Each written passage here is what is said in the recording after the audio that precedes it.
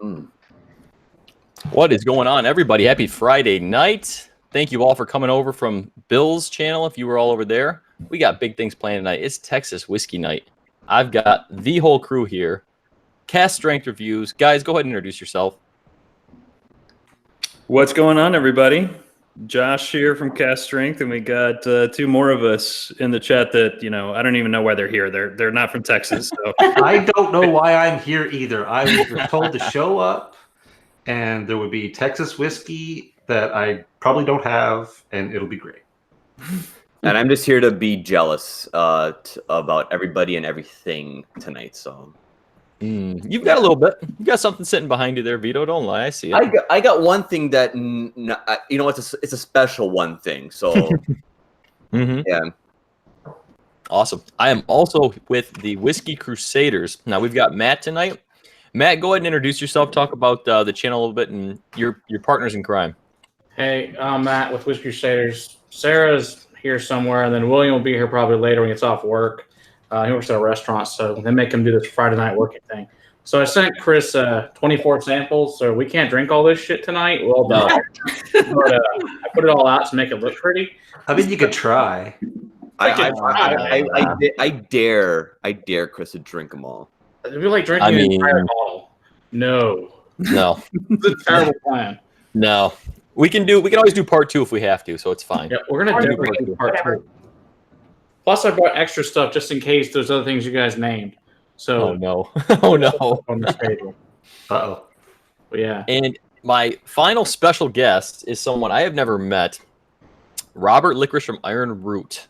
Iron Root, thank you so much for being here. I appreciate you responding. I literally sent you a message this morning. I was like, hey, I'm going live tonight, doing Texas night. You want to jump on? And you're like, yeah, let's do it. So thank you so much for being here. No problem. I was going to be in the chat anyway, so because I enjoy watching. I'm really just here to back up Josh, let's be honest. Fair. That's fair. See, most people would call that a stalker, but I feel supported by my ginger brethren here. Yeah, that's right. All right, let's see who's in chat already. We got 43 watching already. Thank you guys all for being here. Okay, I don't know where to start here. Downer Pass Whiskey, Richie Z, Guy Davis, Brad. I see your name in there. Thanks for being involved, Brad. Finally, glad to meet you. Finally. Yeah, no worries. I'm here. I pop in the chats when I can. Yeah, no, I know. And the last live I did with Vito and Josh, unfortunately, you couldn't make it, but I'm glad we got the whole trio together today. So. Yep. DJ Beacon, Bourbon Buddies. Bourbon Buddies are a new channel. They just started recently. They're really good. They're putting out some good content. If you guys haven't checked them out, go check out the Bourbon Buddies. John, good to see you. Oak and Smoke. Eric Waite, Jose Martinez. Thank you guys all for being here. All right, let's get into something. So I think with Robert being here tonight, we should probably start out with some Iron Root, don't you think? That's fair. I think that's very fair. That's intimidating. All right. Questions. So the good thing is, though, if we have questions, we can go right to the source. You know, we can get the unadulterated truth on anything we need to know about Texas whiskey. So I have a sample sent from Matt of the Harbinger, the 2017 and the 2018 I also got from Captain Make It Happen. So I really want to do a side-by-side. And Robert brought this up to me and said, you know, hey, do you have the 17 and the 18? Because there's a difference in age. Now, what are the differences in ages between the two expressions? Just about that year? Yeah. So the 2017 was an 18-month-old. It was really, I guess, that was the second release of Harbinger, and it's when we really started working and really understanding our whiskeys and really started, like, I guess, narrowing down the real blend for what was going to become Harbinger. 2018 is the first, I would say, the first time we actually got the blend exactly the way that we wanted it. Okay. That one we're going to jump up to about 27 months on the youngest barrel, about 3 years old on the oldest for that particular blend. Okay. Yeah. And it was interesting talking to you just offline. You were saying, you know, you personally notice a big difference between the two expressions. You know, you think that age adds all the difference, you know? Oh, yeah. I mean, 18 months is a fairly young age for whiskey, but Texas does some pretty crazy stuff to whiskey, but I think you'll see a difference between the two. I know, Matt, you've talked about seeing a difference in the past too. You can talk about that a little bit if you want to. Yeah, there's definitely a big difference. It's always been good, but it's gotten significantly better and a lot. Especially from 17 up to 18 to 19, just the different releases of different things, And it's not just obviously Icarus, Humorous, all those. Every one of them gets older and better. I mean, it's amazing how good it is as young as it is in Texas. Mhm. Things can happen here. It's like because the 17 is only 18 months old. So, I mean, and it's awesome for 18 months old. Whereas if you go an 18-year-old from Kentucky, it would probably suck really bad. Yeah, it's like rubbing alcohol at that point in Kentucky. But Yeah, you can't drink that. Here, it's great to drink it. There's some distillers that do it at 9 months and still drinkable. It's amazing. sheesh. Crazy. So I should probably ask everyone else first. What is everyone else in chat starting to drink with? And also everyone I got here, what are you guys pouring? I know those of you that have Iron Root are probably pouring some Iron Root, but You got it, man. I'm doing the 2018 Harbinger since you decided to start there. So yep. I don't have that particular, but I have the Crown and Barrel Alliance series of the Iron Root. Ooh, nice. So, nice what pickup. else, Bomb? I recklessly left the last of my Iron Root samples with Vito the last time I was in town. So I'm drinking some Balcones single malt staff selection. Nice. And I just poured myself a little bit of Icarus. Ooh. Yeah, I've got that one too. I really want to get into that one because I've heard a lot of great things about that bottle.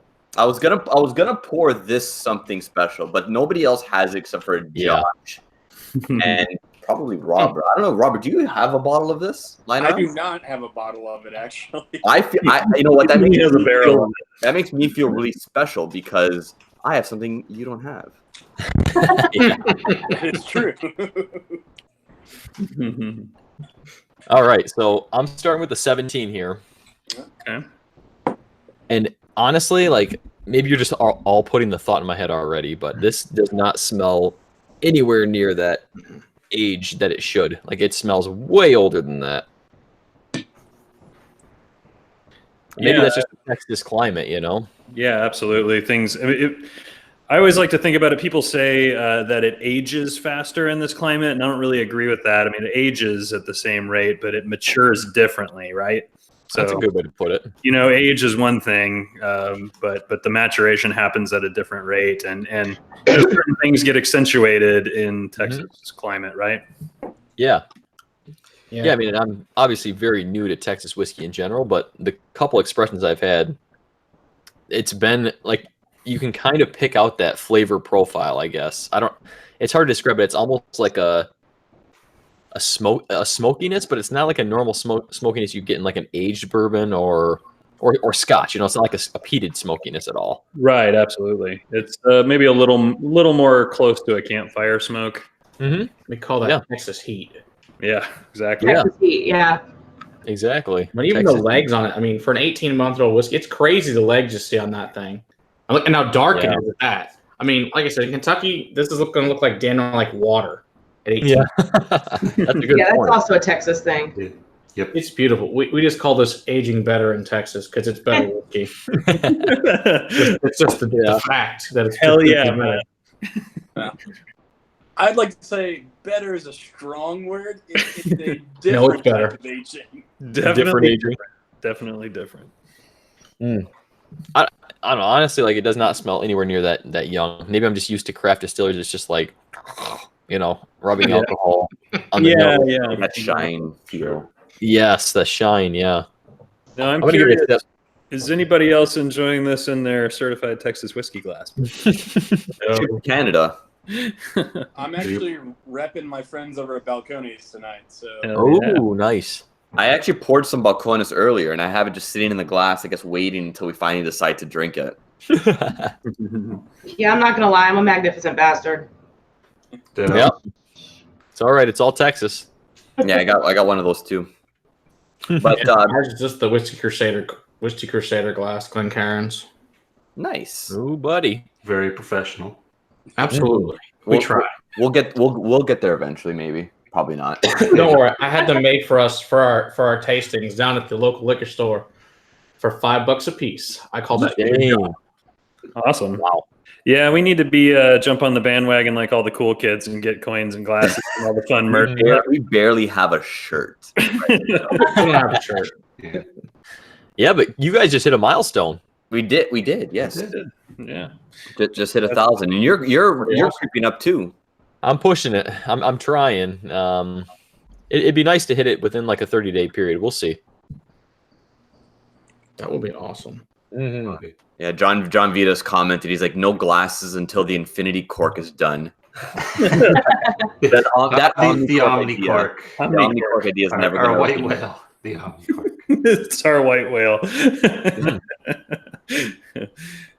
So I'm super curious because Chris, you're the one that just hasn't had really much experience at all with Texas whiskey out of the group here. So what's your impression? You talk about it having a certain signature sort of smokiness. It does. Yeah. Yeah, and it still does. But this is, I mean, for a young whiskey, I'd say this is nowhere near a young whiskey, like a normal young whiskey. It's still got that dustiness, I think, that kind of dusty corn note I'd describe. Mm-hmm. But I think maybe it's that smoky note or that Texas profile, I guess is what I'm describing it as right now. It kind of like plays really well with that dusty corn. Yeah. If I was guessing blind, I would not think this is this young. I mean, I'd still think it's young, but maybe 3 or 4 years versus, less than 2. Mm-hmm. What do you think of the proof on it there, Chris? It feels pretty hot. I think it's great. It feels pretty hot, but it's What, that's good. Yeah, 118.5. Yeah, I'd say that's a little hot, just a little That'll hot. get you there. It's delightful. That's really good, yeah. And of course, I'm a fan of high proof, which Oh, probably I most know. of you I are. tried to kill you. Don't worry. You did, yeah, I noticed. That's definitely a trend here, isn't it? It's a trend in Texas to be a north of 100 proof on a lot of things. Yeah. Yeah, this Crowded Barrel is 119.2. Woo, yep. Everything's bigger in Texas. That's what they say. There you go. I think our 5th anniversary right now, we're playing around with the blend, but it's coming in right around 133, 134 right now. Oh, That's that's awesome. nice. Bless your ginger hearts. Yeah, honestly. Oh, when is that going to be out? Any idea?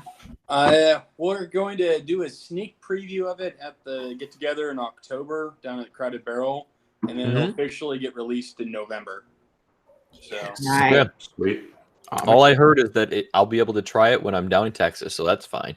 That's what I heard too. Party at La Quinta. Mm-hmm. Yep. That's going to be the hashtag I'm going to start using. Hashtag party at La Quinta. Yeah, but then we're gonna have like 300 people up there. The damn parking lot's gonna be full of people. The lobby's gonna be full. I'm gonna be pissed. Yeah. I don't know if Matt has enough bottles for that. That's the problem. Oh, he does. Yeah, I think he does. Yeah. We've Gosh knows. also offered up our trunk space since we're driving down too, just in case, add more bottles. Just in case. There's not enough whiskey. An emergency trunk full of whiskey. Just in Hey. case. Back In up. case a whole bed of whiskey Back bottles isn't enough. Yep. Matt, I'm really just waiting for you to buy a barrel and then just start dumping whiskey in barrels. And just have one aging and make your own infinity blend at your house. It would probably be I more like that efficient idea. space-wise. I Just get like some that barrels idea in here. a lot. It would be more efficient space-wise, he says. That's his first thought. Sure. Like, absolutely, I'll do it 100% is what he's saying. Yeah, I'm sure my wife will love how we turned our living room into, a rick house. She'll love that. Yeah, Fine. right. Fine. Honestly, though, Matt, I'd go halvesies on you, on that with you. All right, I'm going to go to the 18 now. All right. Cool. So immediately, I think it's got a lot less sharpness to it.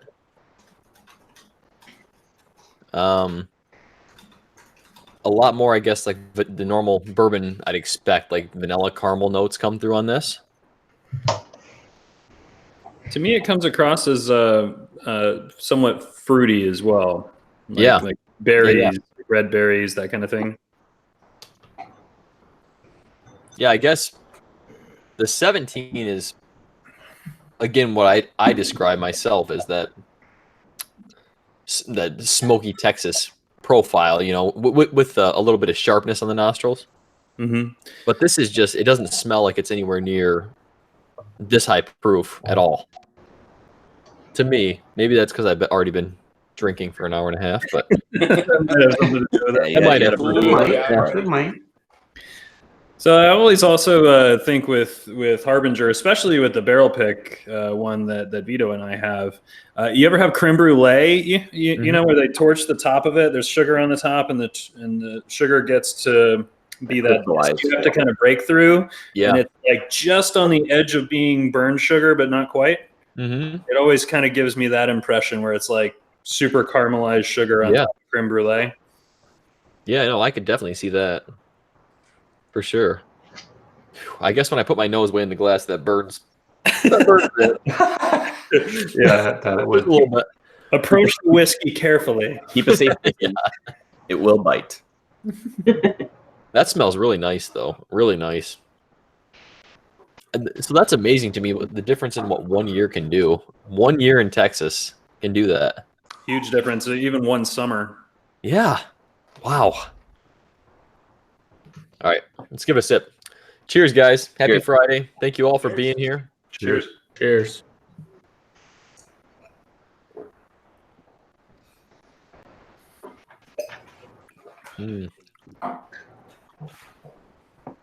I got a lot more fruity sweetness on the palate for that. Mm-hmm. Much more than the nose, even for me on that. Yeah, completely agree. That's really nice. Thank you. Really nice. We got Carl Levy came across from the other stream. He's in the chat now. Yes, how you doing, Carl? Thank you so much for an awesome night over on Bill's channel. It was great being able to try all those expressions, and amazing the differences between all those. So I caught a little bit of that as I was kind of running around, like getting something to eat and getting set up for this. Y'all did all the blood oath in a sort of vertical. Yeah. Carl was nice enough to send us the whole all 5 of them. Sweet. And you know, they all use different blends of whiskeys, and some of them finished, some of them not. It was really interesting to me. Nice. I think we all had a great time, and we all chose pretty much a different order for the most part on what we liked most. So very interesting. Which one was your favorite? I liked last year, the 2018 release, and that was actually the blend of all bourbon specifically. A couple other ones are like wheated mash bills or finished in rum barrel. Like one of them's a blend of finished in rum barrels. How convenient that you like the one with all bourbon. Sure, insane. Biased. Totally biased. Yeah, I know. It's not a fair assessment. I want to really quickly just ask Robert something interesting.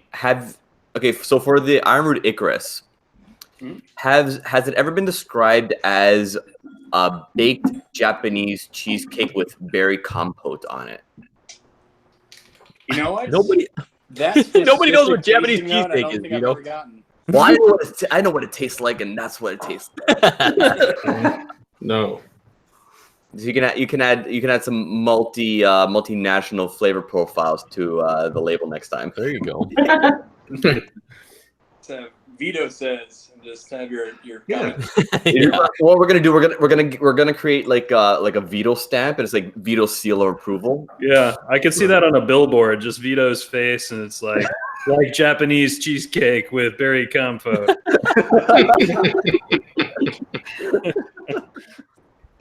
That would be great. Yeah, I say your samples of Icarus should be going out to some people. Some got sent out on Friday, and others will get sent out on Monday, I think. So, trying to spread out the Icarus a little bit for everybody, just because it's almost gone now, which is kind of scary. Yeah, Crazy. you guys sold through that pretty quickly. I know you told me one store sold a bunch, so that's awesome. There was so much interest in it because it's kind of a funky, unique whiskey, right? It's It's really good though, man. Like It is. Yeah, the Icarus is great. When we pitched the idea of a peated corn whiskey, the reaction from most people was not a very positive reaction. So for us to have sold through it this quickly has been pretty crazy. Yeah. I think that says something about your distillery, though. Honestly, it really does. You know, you guys are putting out good products, and it shows. It really does. It really does show, especially this early on. So, Yeah, I get email and text asking people all the time, where can I find Icarus at? I mean, all the freaking time. I'm like, I'm sorry, you have to come to Texas. Yeah. Go to the distillery. yeah. But I mean, crazy people ask for that stuff. It's awesome for you guys, though. So hopefully next year's batch will be even bigger. Mm. Yeah, we just got in. We got a bunch of quarter casks in to do this year's with. So Ooh, Nice. Asks you say. Wow. interesting. yeah, I don't know which distillery that would have come from, but Well, Yeah, now I'm that much more excited about coming out in October. Yeah, for real. All right, I'm gonna pour some Icarus now. I think too, because Good. Yeah, join. now I that we can have a talk, little bit I'm left. kind of salivating over here. I think in October we're gonna need a spreadsheet now for all the whiskey that everyone's bringing, so we don't get duplicates. Or maybe we need duplicates with the rate we're selling. I mean, Yeah, we may not have any more people left. It's gonna you be. you might actually need duplicates, honestly. We might need to sell tickets to the lobby. We're gonna need those half-ounce pour spouts for every single bottle. Yeah, pretty much. That's, Well, that's a definite thing that needs to happen. It's probably a good idea. I said. I was gonna say, I said to Matt the other day, it'd be awesome if we could get a whole bunch of brand reps out there. There's gonna be a couple. There's gonna be a couple. There's gonna be I think 15, something like that. Oh wow, yeah. Wow. Well, if we can get them to La Quinta the night before, Wow. right? I think you'll get most of them. Most of them yeah. will probably be there. Like honestly, I'm just gonna stay up there for 24 hours again. It worked out so well the first time. Vito. I'm just gonna pump my way through the night. Just drink. I seen last year's video, Vito. I think this is a terrible plan. No, this is a great plan. This is more blackmail evidence. Just get everything on video. It'll be great. The video is not to be spoken of. I think I can pull it up. No, I can pull it up if we want to show everybody. Oh, you told me we're not to do gonna that. show everybody. I would be interested if it's YouTube allowed. It is- I don't think I mean, yeah, technically, yeah. Technically. I don't know. I mean, it doesn't matter. I'm not part of it anyway, so. Gretchen in the chat. Who wants it? I can send it out. No, Gretchen, I will unfriend you so quick. Moose 76 wants to know if you can book the ice maker at the La Quinta. I think we could probably have that arranged. Yeah. He just sits on top of the ice maker, gets a little, keeps him cool and warm at the same time. It should be great. So the Icarus I have is actually from the first time I went up to Iron Root. Gretchen and I did, and I've been nursing the shit out of it. Boy. But That's still from the distillery visit that you guys filmed. yeah, because Wow. yeah, That's a cast sample. That's not even the actual release. right. Oh, How Josh, dare you? How Bastard. dare you? you bastard. So what do you think of the Icarus there, Chris? Yeah, immediately totally different than obviously the bourbon. It's still got that corn sweetness in it though. Okay, so have you tasted it? No, not yet. No. Okay. Just So to know. after you taste it, I'm gonna try and adjust my Japanese Okay. taste to kind of describe it. Switch So back to Italian, Vito, then we can understand these things. I mean, it's Italian. It's gonna be like spaghetti with some meatballs and Parmesan cheese. Maybe some supersata. I don't know. So I saw Dylan Huffman in the chat said, "What kind of whiskey is it? Is it not a bourbon as well?" No, the Icarus is a straight corn whiskey that's finished in port casks and then ex-Isla peated whiskey casks. Mm-hmm. So, And actually, I'm getting a lot of actual vanilla caramel sweetness on this, Mm-hmm. and I don't know if that's just No, that's right. Yeah. Okay. Yeah, that's right. Someone tell me I'm not going crazy. No. It's definitely there. All right. The smokiness, like that almost peated note, is definitely there.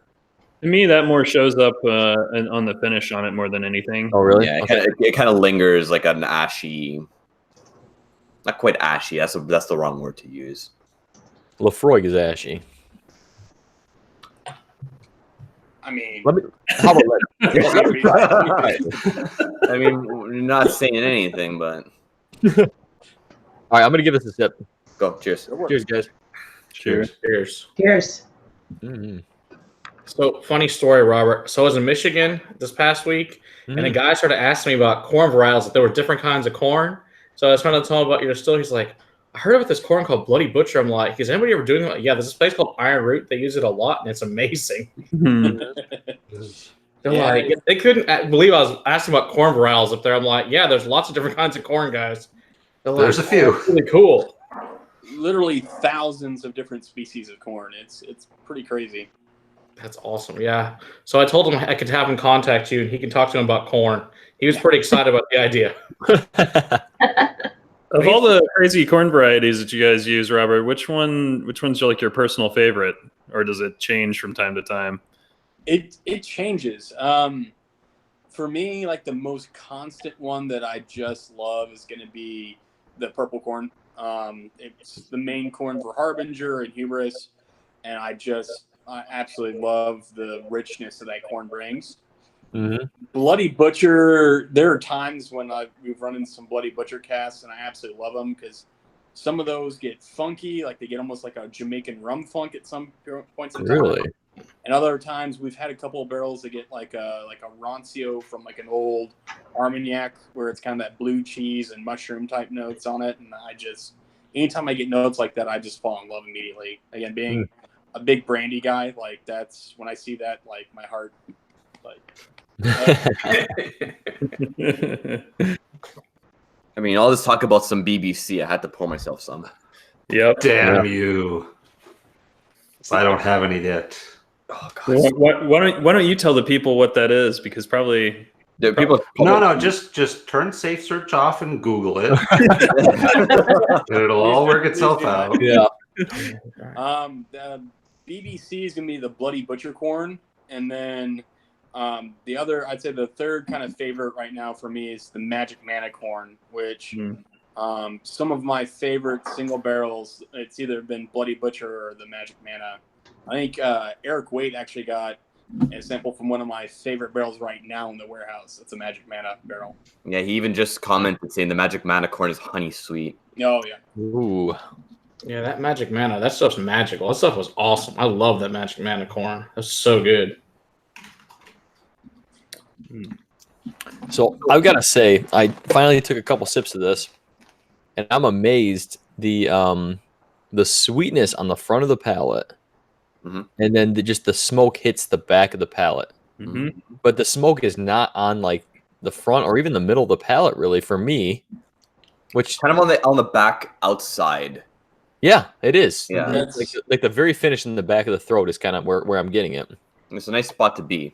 You're making me super happy right now because that's exactly how we intended on the blend. Yeah. When we were putting together, our goal was to kind of create almost like a little roller coaster of flavor profile, where it starts out with kind of the wine sweetness, blends into kind of the richness and like corn whiskey characteristics. Yep. And then as it fades, when you breathe out, you get the peat when you're breathing out. Well, you completely nailed that because that is exactly what it is. Like literally. Yeah, my brother calls it a peat breathing dragon at the very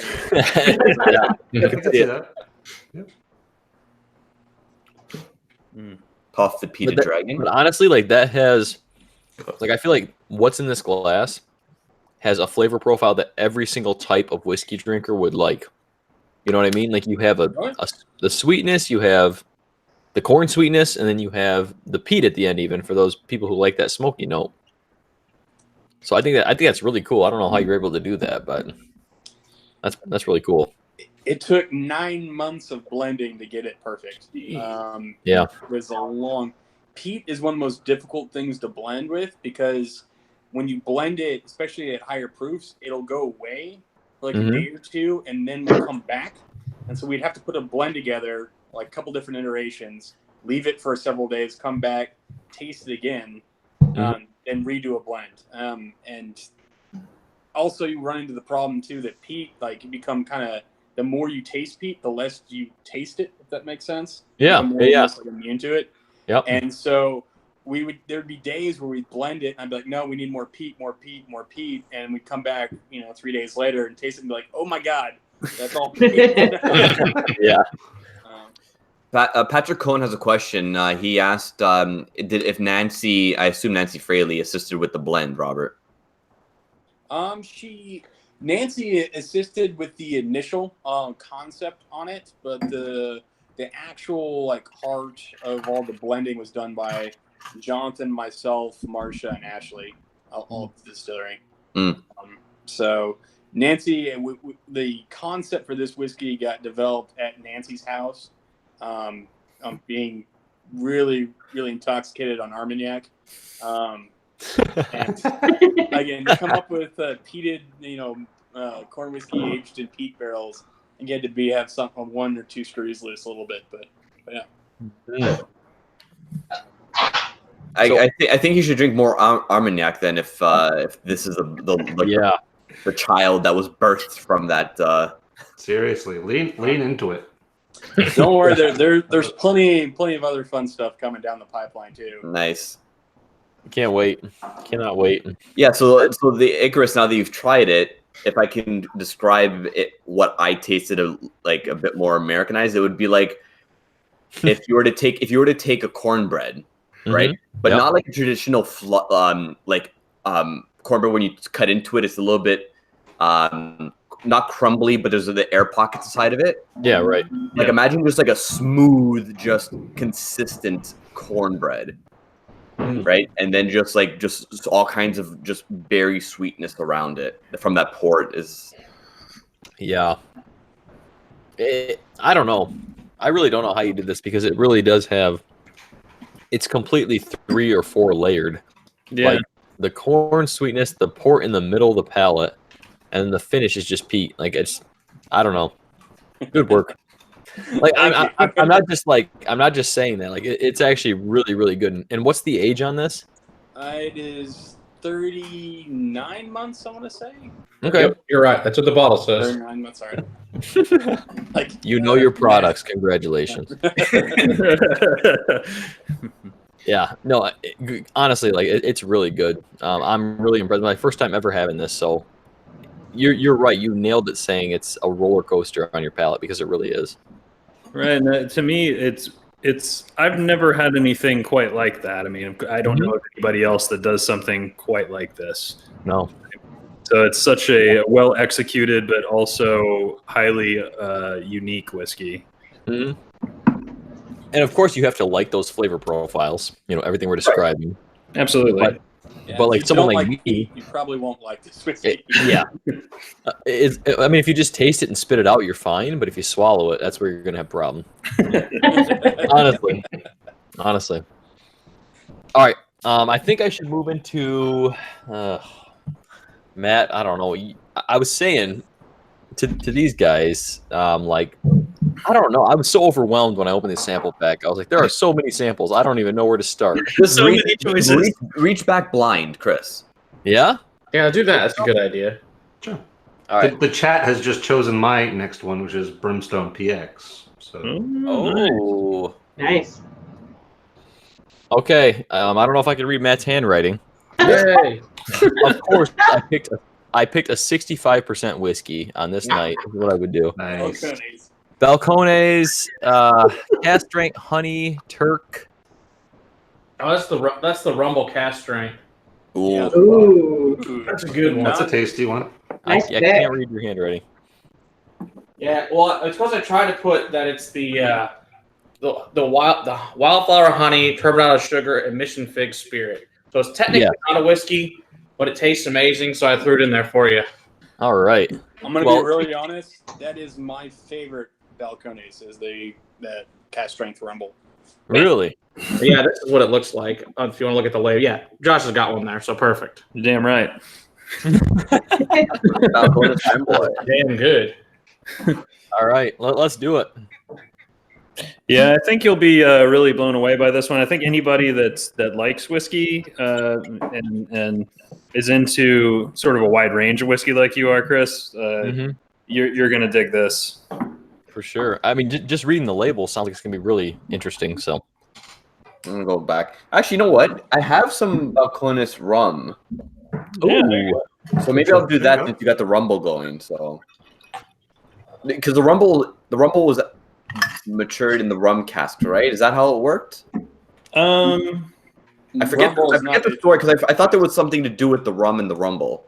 No, it's that it's sugar distilled, and so it's kind of a hybrid between brandy and rum, essentially. okay. So what you're saying is that I created a fictional situation in my head. That is correct. Yes. Okay, the rum's still good. Now they will use ex-rumble casks to age some malts in. Oh, okay. That's what I'm kind of trying to remember. This thing is really, really dark. Like really dark. Mm-hmm. I do not have that one, so I am reaching for the sample of Balcones peated single malt.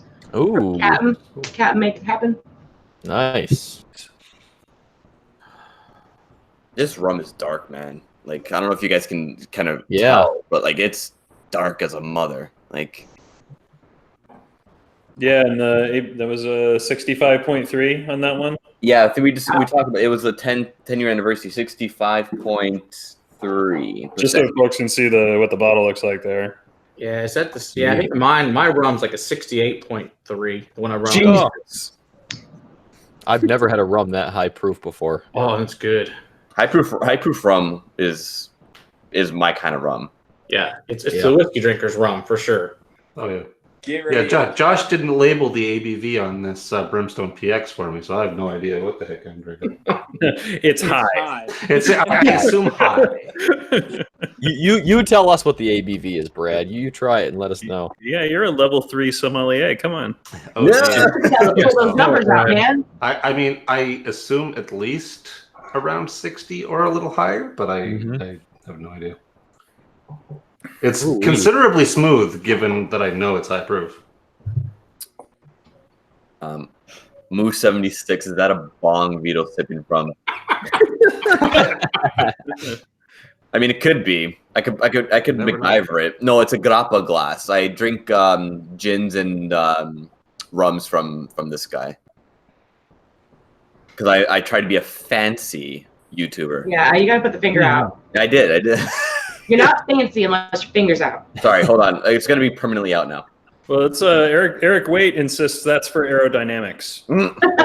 Yeah, right. Make sure it's a clean entry into the mouth. Wait a minute, what? What? What time is it? Are we on we're on Bourbinsane After Dark? Right.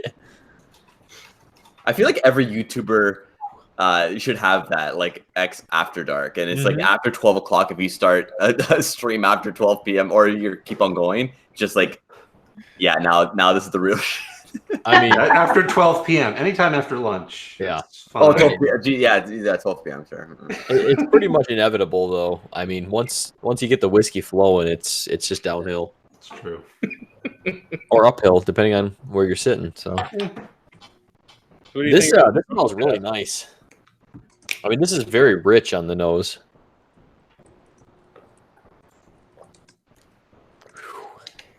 It definitely burns. Oh yeah. That's got some burn.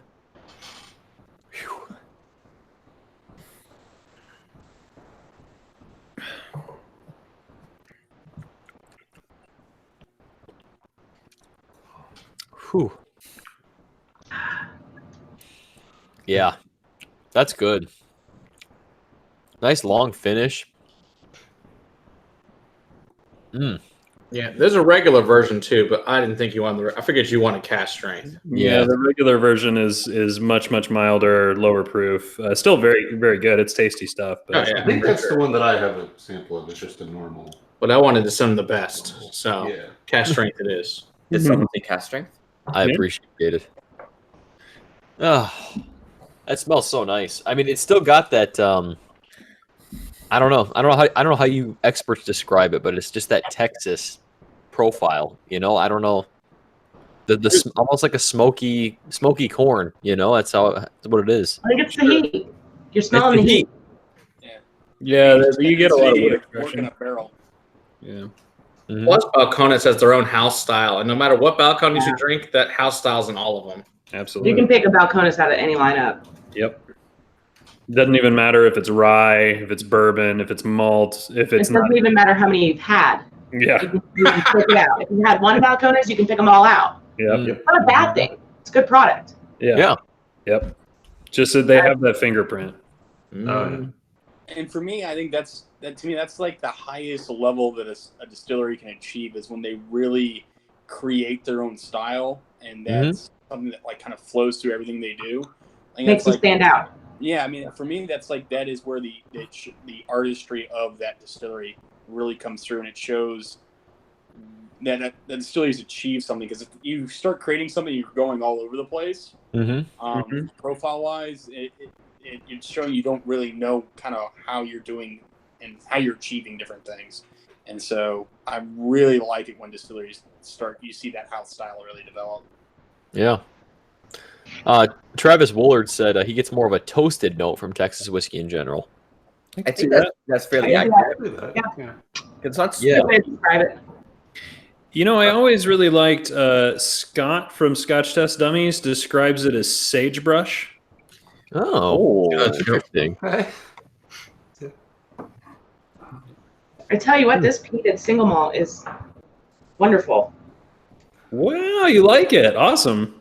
It's not overpowering with the peat. No, not at all. It's those Ardbegs and those that are just peat in your face. Yeah.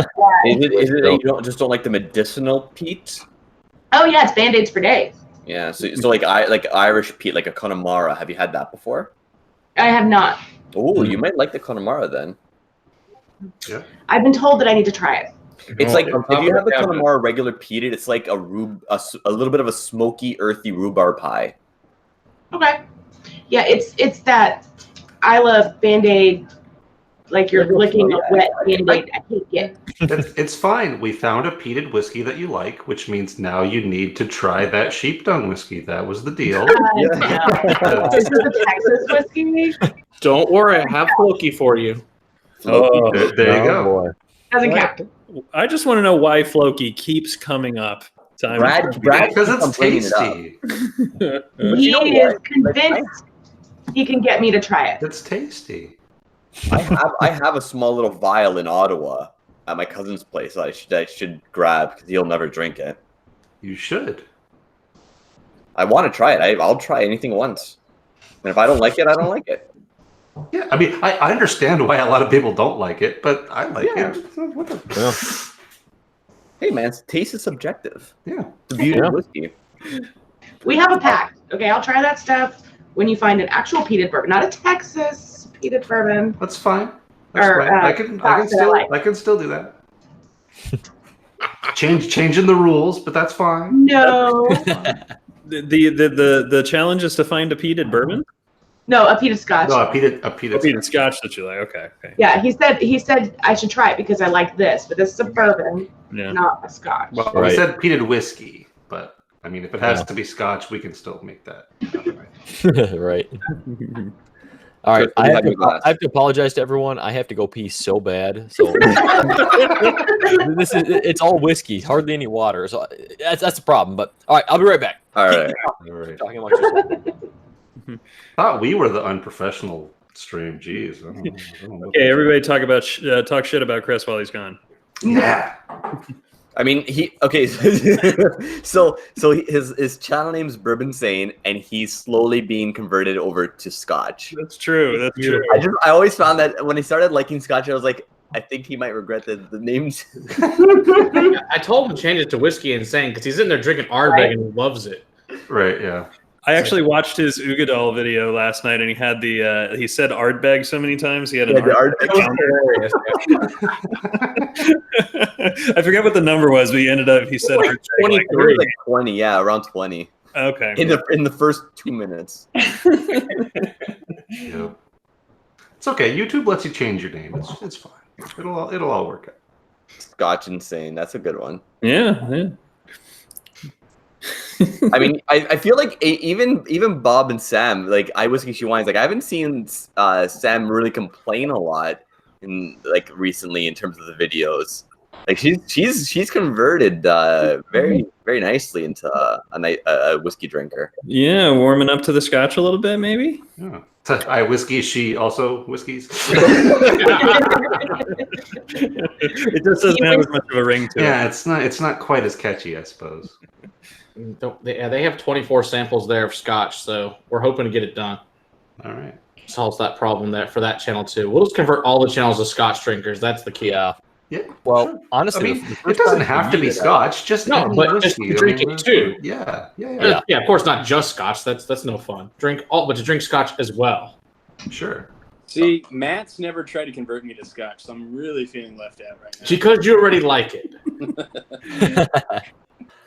Yeah, it's funny. Like the main two people, like I went to the liquor store and I was literally messaging Josh and Vito both. And I was like, "What do I buy? Like, I need some scotch now. What should I get as a bourbon drinker? You know?" Mm-hmm. Yeah, what did we tell you? Boonhaven and what else? Boonhaven. I already had an Ardbeg 10, so you're like, "Oh, you better get the Ugadale." So Yeah. I was like, "All right."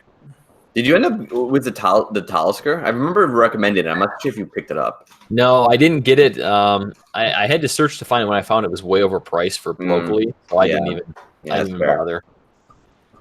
But it's on my short list. If I get out to Michigan at some point, hopefully, eventually soon before October. Yeah, you always got a place to crash right here, right here, buddy. I'll bring some treats for you. All right. Since shipping it to America is like brutal. Yeah, you don't want to deal with that. Yeah. Yeah, I'd love to be in America because I'd love to be able to like just easily without really much effort ship out to people, but it's so freaking hard up here. Yeah. Well, just plan all your shipments and then come here for 2 days, 3 days, whatever you want to do. Yeah, and then ship out. Well, believe me, sitting right next to me on my right hand side is like a stack that's 6 feet high of empty cardboard boxes and bubble wrap. So. Michigan's almost a 7-8 hour drive for me, Gretchen. Yeah, especially where Chris is. Yeah, it's on the other side of the state. Yeah, it would be a trip. That sounds like a road trip we could do, though. We could totally. Yeah, it'd be awesome. It's totally doable. It's just finding the weekend to do it. Yeah. Yeah. I'm down. Anytime, let me know. It needs to happen at some point for sure. Yeah. Mm-hmm. So what are we moving on to next? Because I have some Balcones single malt still in the glass. Okay. I have some Iron Root still in the glass. Mm-hmm. That's all the text I have. Let's I have two glasses. You've still got some Eleanor, don't you? No, I don't. I sent the bottle back with you. Really? That is a lot. And technically, someone in Toronto has a bottle of Eleanor. And technically, Eleanor's not Texas because 100% Texas. No, that's true. It's not 100%. Just finished in Texas. That's fair. Also, we claimed it. No, this is the Iron Root. This Balcones single malt, because I'm now coming back to it after everything I've had, is straight up chocolate fudge ice cream. Ooh. I like Matthew Wright's idea that he wrote. He says mix Iron Root and Balcones together. Yeah, do it. Oh, okay. I mean that's dangerous because I don't have a lot to play with as it is. But what I wish I could do that. Hold on. Okay, so hold on. So let me just taste a little bit of this Balcones single malt first because it smells amazing right now. Mm-hmm. I'll mix the two though. So I think what I'm going to do, Robert may be the only one here else that's happy, but I've got the new Balcones High Plains single malt. Oh. Nice. How dare you, Josh? Sorry, cruel. Just cruel. So that is the first Balcones single malt that's made entirely of Texas-grown and malted barley. Is normally what they use for any other single malt's Golden Promise barley. So grab a glass here. There we go. Was that bottle just released? Yeah, just last weekend. Oh wow. So, yeah, we went up to the distillery for the launch party and grabbed some. Must be nice. Well, I've got to say the Balcones and Iron Root together smell pretty damn good. It smells good. Smells pretty good. Smells pretty good. had some BBC iron root in there, so it's a bit more of a girthiness on the nose. Girthy. Phrasing, Vito. We've talked about. Oh, damn it! God. Too early for that, Vito. Too early. I think I'm going to switch to some Balcones peated. 62 minutes until 12 a.m. So. Plenty of time. I think for me, it's been really fun with the invention of the Texas Whiskey Festival blend, seeing like the different Texas whiskeys blended together. So we had the first one that was Balcones, us, and Andalusia, which is what I'm pouring right now for myself. Oh, nice. Nice. And then I think this year's talking was Lone Elm. Who were the other two, Josh, on that? It was Lone Elm. Was it Treaty Oak? Yes, it was Treaty Oak. And what was the third one? Oh, jeez. Trying to remember. I don't know. Is it Ranger Creek? Yes, it is Ranger Creek. You're right. There you go. Great. Thank you. That's got to be really interesting, dipping into stuff that's not your own stock that you know so well. It's so much fun as a distiller to go into someone else's warehouse and get to play around. It's a lot of fun. Yeah, I can imagine. Whew. That Balcones with iron root still sells pretty hot to me. That's that 65%, I think. Calling me. Whew. 130 proof will do you. Yeah. Yeah, That'll do it. that'll get you there, especially when you've been drinking for at least a couple of hours. Mm-hmm. That's so good. I absolutely love this High Plains single malt. I hope they do a ton more of this. I'm a big fan. I really like it. So bad. If only I knew a guy who could set some of that aside for me. When I showed up in Austin. Guy. Yep. I need to send someone down there to pick some up. I think that's the next person's task from our club. Someone's going to Waco to pick some up. That's their next job. Yep. You need to do it. If you're gonna pay someone to do it, I'm not going to pay them. I'm just going to tell them to do it. Oh, They get free whiskey here. They can go to Waco and pick it up for me. There you go. It's a good trade-off. You know what's funny too is we've been talking about how high proof a lot of the things are from Texas, so that's really common. And I was looking down at the label here, and the High Plains is 52.7. And what went through my head was, oh yeah, it's a nice, friendly, low proof. It's only 52. That's practically water. Exactly. It's all relative. Like, that's what's funny, like once we get used to the high proof stuff, it's like, oh, 52%, like that'll probably, give a good mouthfeel. yeah, exactly. When you spend a lot of time here drinking Texas whiskey and going to distilleries and stuff like that, you get acclimated to a lot of the flavors and the high proof and all of that stuff. And I think the flavor, the experience that you have kind of transforms as a result of that. I mean, it's just like if you drink peated whiskey all the time, then the flavors kind of change, the experience kind of changes for you. So, sure. I think it would be interesting to see your impression of stuff from Texas, Chris, after you've like gone through a few bottles of it, right, and then go back to something you thought you knew, and then like, what does it taste to you now? Yeah, right. I'm hoping to once I make the trip to Texas, I'm hoping to get a lot more Texas experience. You know what I mean? So it's hard to go back. It's hard. Yeah, Josh didn't. So yep, no. So I've got a question for all of you about Texas whiskey. What is your other than Iron Root, because we all know that's our favorite distillery. Obviously. What is your other favorite distillery in Texas for Texas whiskey? Balcones for me. Okay. Shocker, I know. I also am a huge fan of Andalusia. The only reason I would say my favorite is Balcones. They have such a large range, whereas Andalusia is relatively focused on just a couple of single malt expressions. What they do have is really wonderful, but Balcones has, single malt and corn whiskey and rye and bourbon and rumble and all of these things, right? Right.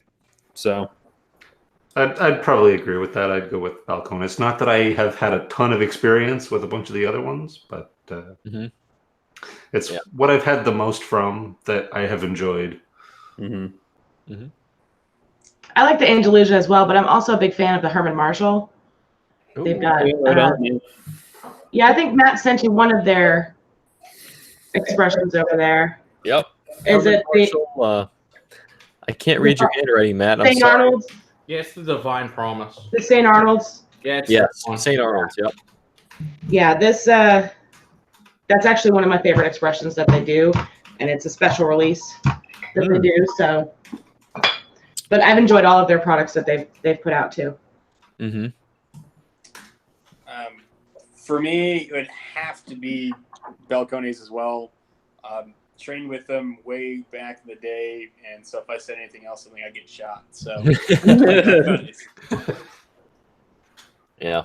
We all know mine's Balcones is my second favorite, and then Andalusia for sure. I mean, I love pretty much all Texas whiskey. There's not really a brand I don't like of Texas, except for we all know how much I hate TX bourbon. TX. Ugh. Beyond that, It's fair. because it's terrible. Pretty much every other Texas whiskey I've heard. Unless you really, really, really like vanilla. Well, that's Texas. That's the blended. That's not even Texas whiskey. That's other states' crap put together. Both of them for me. But I'm TX actually going to pour some Andalusia right now. All this talk about Andalusia, I'm going to throw some in my glass. Good call. Nice. Single malt. Single malt. So I I had don't. a couple Andalusias. I have a. You've got all three. Between what I sent you and what John sent you, you should have all three. I've got the Striker. See, the striker's where it's at for me. Oh yeah, Strikers. If you're gonna drink one, drink the Striker right now. Yeah, I'm gonna pour some strikers since Got I it. happen to have it. Don't twist my arm. French oak Cadillac barrel finished here. Ooh, you got that one. That's awesome. Nice. Getting fancy. Hell yeah. All right, one Yeah, second. this is the regular Strikers. What he's got sent. This is my main problem with Texas whiskey in Canada is that I run out of these little samples. And I don't have anything. Someone asked me what iron root means. I will boil this story down very, very tightly. Basically, it's from the history of the city we're in Denison.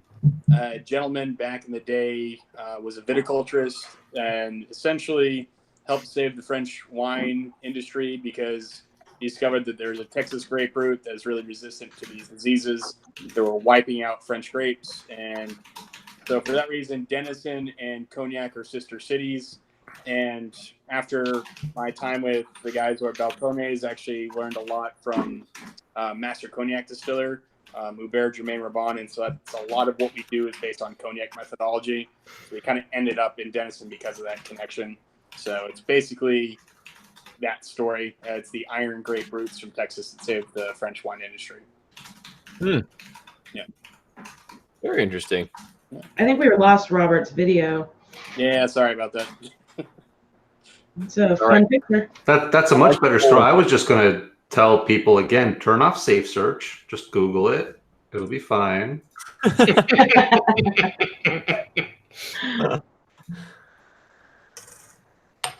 Ooh. Would you pour the Striker? Yeah, I did. It's so good. I think you're gonna like this a lot. Smells nice on the nose. Yeah, it's a smoked single malt. The smokiness is definitely there. So you said they usually do more single malts, right? Yeah, it's all single malts as far as I know. I don't think I get any but single malts. There's different styles. One's peated, one's smoked, and then there's another one that is an Irish style single malt. Okay. It's distilled. I'm drinking the Irish style single malt right now. And which one is this, Matt, that you sent specifically? This is the smoked Striker. It's smoked malted barley, basically. Yep. Yeah, so they actually smoke their malted barley on site in a giant shed that they built with a little smoker off to the side, and it's oak, apple, and mesquite wood. Oh, So it's But like it's only 50% ABV though, so Yes, it's the very low one. light. Sorry. So this is the weak one, 100. yeah, they actually release everything at 100 proof at Andalusia. Makes it easy to remember, I guess. yeah, True. true. This is kind of like a lot of your Islas in the version of you get your smoke, but you also get a lot of sweetness underneath the smoke. Yeah. The smokiness is very. Again, this goes back to being used to peated whiskey, but it's very mild to me. Mm-hmm. Yeah, it's not super smoked. It's like smoked fondant almost for me. Yeah, that's a good way to put it. Yeah. Yeah. It always kind of reminds me a little bit of like things that have malted milk as a part of it, like milk duds. Okay. So like slightly chocolatey, but also that like malted milk center. Mm-hmm. That's kind of the balance between that sweetness and the smokiness, I guess. Smells pretty good though. Mm-hmm. All right, let's go back in. Cheers. Cheers. Cheers. Cheers. Cheers.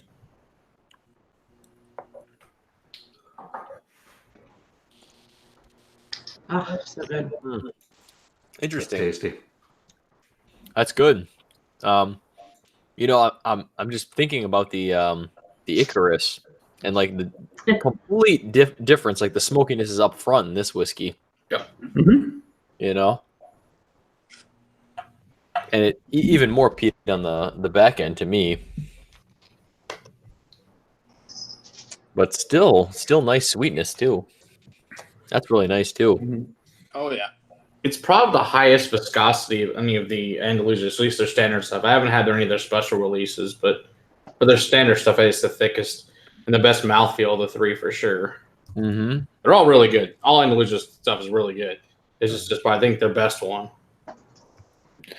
Yeah, that's definitely my go-to out there. And you know what I found has been really interesting about Striker is they've done several different cask finishes. They did a rum cask finish. To the one I have right here is a Cadillac wine French oak finish. I've had a couple of samples of their PX sherry finished, and it seems like Striker takes well to no matter what you put it in, it takes well to it. Yeah. Yeah, this the is the sherry cask we were tasting was fantastic. Yeah. The last time Robert was in town, we took him out to Andalusia, and they let us try some of that. I cannot wait for it to come out. Yeah, it's the only bottle in Andalusia that's already halfway down because I like it too much. These are bottles I hide from myself. Balcones and Andalusia. I have to hide bottles eventually. I drink them so damn fast is my problem. I need to buy another damn bottle. Mm-hmm. Yep. It's a very unique nose to me. I can't really describe at this point what it is, I guess, but it's very nice. So I wonder, have you had much other mesquite smoked whiskey? No. Oh fuck.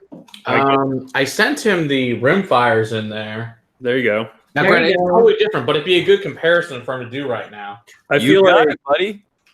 the Striker's got a little bit more of fruitiness and like vanilla from the oak, fruitiness from the apple, but the same kind of note I get in the Striker's smoke profile, I also get in Rimfire to a certain extent, which is mesquite smoked malt. Colkegan out of Santa Fe is similar. Oh, yeah.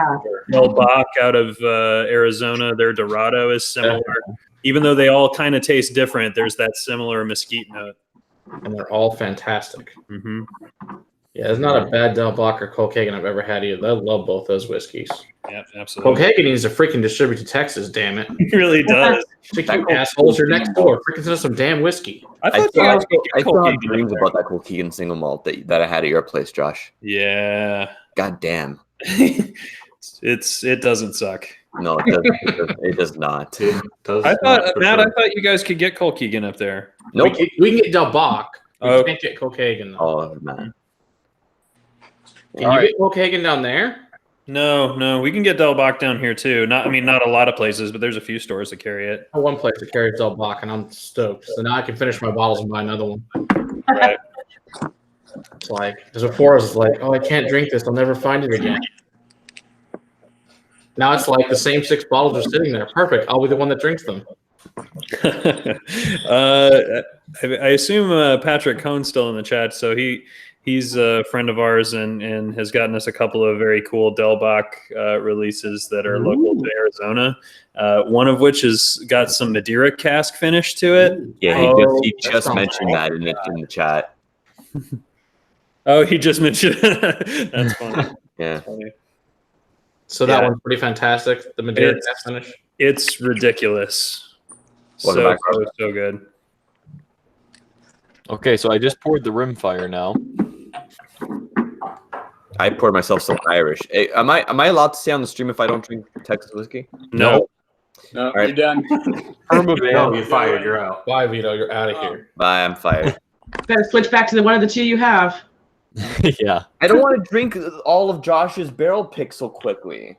You gotta save some for when I get to Toronto in a couple weeks. Exactly. I'm trying to save all of it so that we can just have a party. Are you saying you're really trying to savor that BBC? Oh, this is the savoriest of BBC. Phrasing, Josh. On a different note from the BBC note, I would like to just point out on the non-Texas side, if you guys have not had Del Bach out of Arizona, like I wish I could adopt them into the Texas whiskey family. Like I really love what they're doing out there. Yep. So, the Madeira cast finish was fantastic. So another one I need to come try at your place. Oh shit! I don't think I've had any Del Bach back in yet. October. I have to. Dylan was asking what Madeira is. It's a fortified wine, like sherry and port and those along those lines. Yeah, it's an island off the coast of Portugal. Yeah.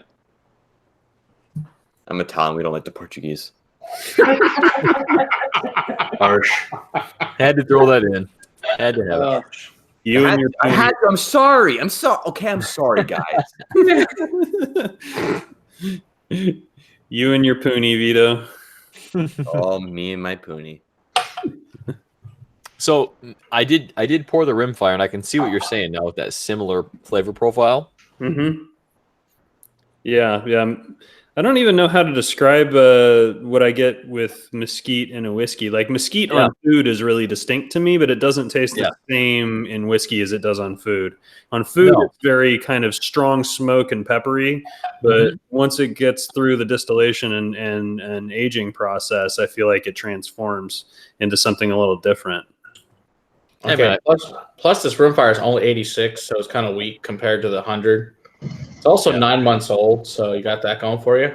Yeah, it is a very young whiskey, huh? Yeah, I don't know if the newer stuff is any older or not, but it is good. There is an age difference on this for sure. Mm-hmm. How old is Andalusia? Any idea, Josh? The Andalusia, this striker, does it have an age statement on it? At least mine doesn't. It should, but it doesn't.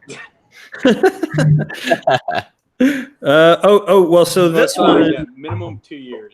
yeah, mine says minimum 2 years as well. Okay, my bottle's older, I guess. Didn't have it for it yet. Yep.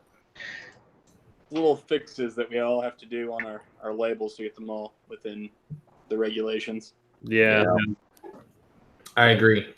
Everything should have, whatever it is, and there's just age. Put the damn age on it. Yeah. All that really matters is it tastes good. The age is really irrelevant. Does it taste good is what matters. Right. Mm-hmm.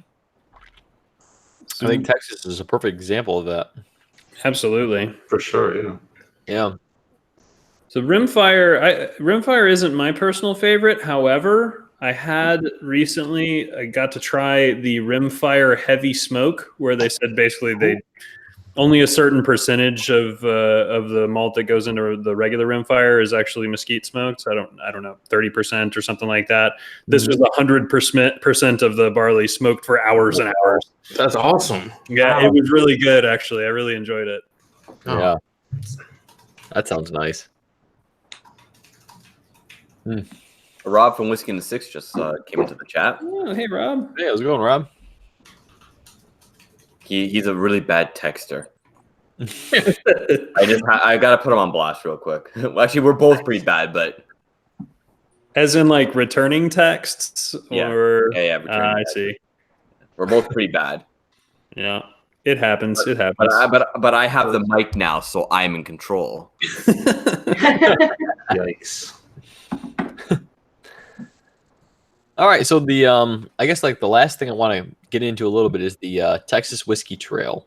So Josh, that's probably going to be your Josh and Robert both, but I guess talk a little bit about it and what it's all about. I guess if you want to. Sure. So it's It's a collection of member distilleries. They're all part of the Texas Whiskey Association, but the trail is more of a tourism thing to try and get people out to go and visit all of these awesome distilleries that are making true. I kind of hate this phrase now, grain to glass Texas whiskey, but things that are actually distilled, matured in the state of Texas. Going and visiting those places, and so there's a North Texas trail, there's a Gulf Coast trail, and then what's the one out here called? What they gave it a name? I think it's Hill Country. Hill Country Trail, yeah, that makes sense. So how many do we have? I wonder if I could name them all off. How do you do it? That's a Challenge. good pitch. Here we go. What is that, See what you got. 16s? Let's see. We got Iron Root. We have Deep Ellum. We have 5 Points, which is Lone Elm. We have Balcones. We have Still Austin, Treaty Oak, Andalusia, Ben Milam, Real Spirits, Garrison Brothers, Ranger Creek, MKT, and Gulf Coast Distillers. Mm. Did I get them all? Did I miss You didn't anything? get Tawankara. See? You failed. You got one more. You got to revoke your membership now, Josh. Yep, that's right. Damn Did you it. say And I'll Lone take Elm? I'll take control of it. Yeah, I mean, here's the Tawankara you forgot, Josh. It's right here. Yeah. Sorry, Tawankara. Did you get Lone Elm or Deep Elm? Yeah, I got Yeah. You got that one. There's 15. What's the other one? You got 13.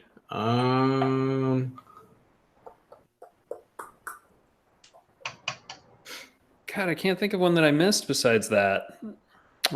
So we've been, Gretchen and I have been to all of them except for Tawakaro, Lone Elm, MKT, and Gulf Coast. Mm. So we've actually visited every other one on the trail at least once, if not many, many times. Oh, you know what it is? It's Crowded Barrel. Crowded Barrel. That's my God. amazing. Waiting for it. Absolutely fired. There's no escaping the firing for that. Oh, Josh. Oh, That's amazing. Crowded Barrel. Yeah. The one you go to all the time. I'm One texting Daniel distillery right you've been now to the most. to let him know. It's like invisible to me because I go there so often. Yeah, right. I'm just gonna put this out there. The blend is amazing. So I'm just gonna put this out there really quickly. We're creeping up to close to 12 a.m. Your time. That's Well, Right? it's only 10:20 here. Yeah. listen here, future people, It's sounding like a Past personal people. problem. Past people, yeah. past people. Yeah. Really, you have to make Vego think and drink. It's just bad choices. It's really bad. Yeah. It gets difficult for sure. Yeah. I'm gonna need some food soon. That's what Vito needs. Apparently, my epic Canadian accent gets worse the drunker I get, so it'll be any minute. What else can we say about the trail? You sign up for that Trailblazer membership, you get one of these super sweet Texas whiskey glasses. We got T-shirts to say Texas Whiskey Trail on them. You get a membership card. You get a free tour at every distillery, and they're actually starting to come out with some. All of that was really cool. I like the glass. I like the T-shirt, but I'm kind of like, a free tour. That's fun, but that only goes so far, I think. And I'm really glad to see that they've already gotten on top of. They had a contest with the Garrison Brothers where they drew 5 members' names to go out and do an official Texas Whiskey Trail barrel pick recently. Oh, Nice. wow. 5 people won the chance to go out to the distillery and pick a barrel, and I knew a couple of those folks, including Renita. Renita, she picked the winning barrel. And then they did something with Balcones like just the week after where they had, if you're a trail member and showed your card when you showed up, you got a special single barrel of Balcones single malts. You got access to buy that was only available to members. So I love that they're already going and giving those extra benefits to people that have jumped on board. For sure. I do have one bone to pick with the Texas Whiskey Trail. Uh-oh. They don't ship their memberships to Canada. Yeah. You got to come here and get it. Makes sense, because why would a Canadian get a membership to the Texas Whiskey Trail? It makes no There's sense. a better But I thing. Why don't needed they one, ship clearly. And I mean, you are down here regularly. Yeah. So why not? thankfully, I have several Texas addresses I can use. Honorary Texan. Yeah. So wait, Brad, they don't ship to Canada? Are you kidding me? No, yeah, they don't accept payment to any billing address in Canada. Like, they don't ship like the box with the membership card and whatever else comes. Interesting. All right. That's racist. That needs to that get definitely- remedied very quickly. I made arrangements, but I'm gonna have to send my stuff to Josh too. I Yeah. was unaware I'll of that. we'll It needs to definitely get need- remedied. Yeah. Hopefully, I will take Vito. care of that. I imagine it doesn't happen all that often, but Well, I've seen Convenient. 2 instances right here. There you go. Yeah. Hopefully, Vito, I don't mix up my shirt with yours. I don't think You'll find out real quick. Josh won't get it past his head. A little baby doll tee on me. So like, okay, so we got the Cask Strength shirts. I think we're almost there, but this is a small. I have to shrink it twice before it was almost my size. Must be a nice problem to have, Vito. No, Yeah. it's a terrible problem because I can't find stuff to fit me. It's terrible. You gotta go to the little girls section. It's fine. Wow, That's brutal. You know what? For a guy, because my profession's like men's fashion. Like, I can't find anything my size. I have to get everything customer tailored. You better Come just to think of it, why aren't you making the Cask Strength gonna say. shirts? Like, make your own. I don't have because I haven't met a supplier for like casuals. You know what? I'll look into it now. Do you carry baby polo shirts in a baby small? Vito, I think Baby you're missing small. an opportunity here, though. What was that, Robert? Obviously, all the other whiskey channels have gone with casual wear. I think Cask Strength should go with formal wear. Obviously. Yeah. Sure. You know, Sure. I should start wearing suits and ties on stream now. I see a baby face Will. See what you got. Hello. Let's talk about suits and ties. Hey! Look at this fancy guy. Suits with multiple flask pockets, It does, Multiple yes. flask pockets. Yes. That would be great. Hello, everybody. How are we doing tonight? Good. Excellent. So I almost didn't recognize you without the beard. I know. It's coming back though. It's slowly coming back. that's the question I was going to ask you. So are you going to keep it shaved, or are you going to let No. it grow out? No, instantly coming back. It was a terrible mistake. It was a drunken decision. It is super, super weird seeing Will without a giant beard on. Yeah. Yeah. I used to shave it yearly. It was 2.5 years that big old beard was. So it had been a while since the last time I shaved it all off. I got some pictures, man. Yeah, John V in the chat. As someone who can't grow one, I feel this is like at least 6 months worth of beard. So, yeah, I don't know what that's like at all. About a week and a half, yeah. Week and a half, 2 weeks. It's coming back. Mhm. Hello, everybody in the chats. I'm seeing all the high wills popping up. Hello, everybody. Glad you could make it after work. Hey, didn't have to go far. Just right here at home. Yep. So I asked everyone else what their favorite Texas distillery was. So what's your answer? Balcones probably still right now.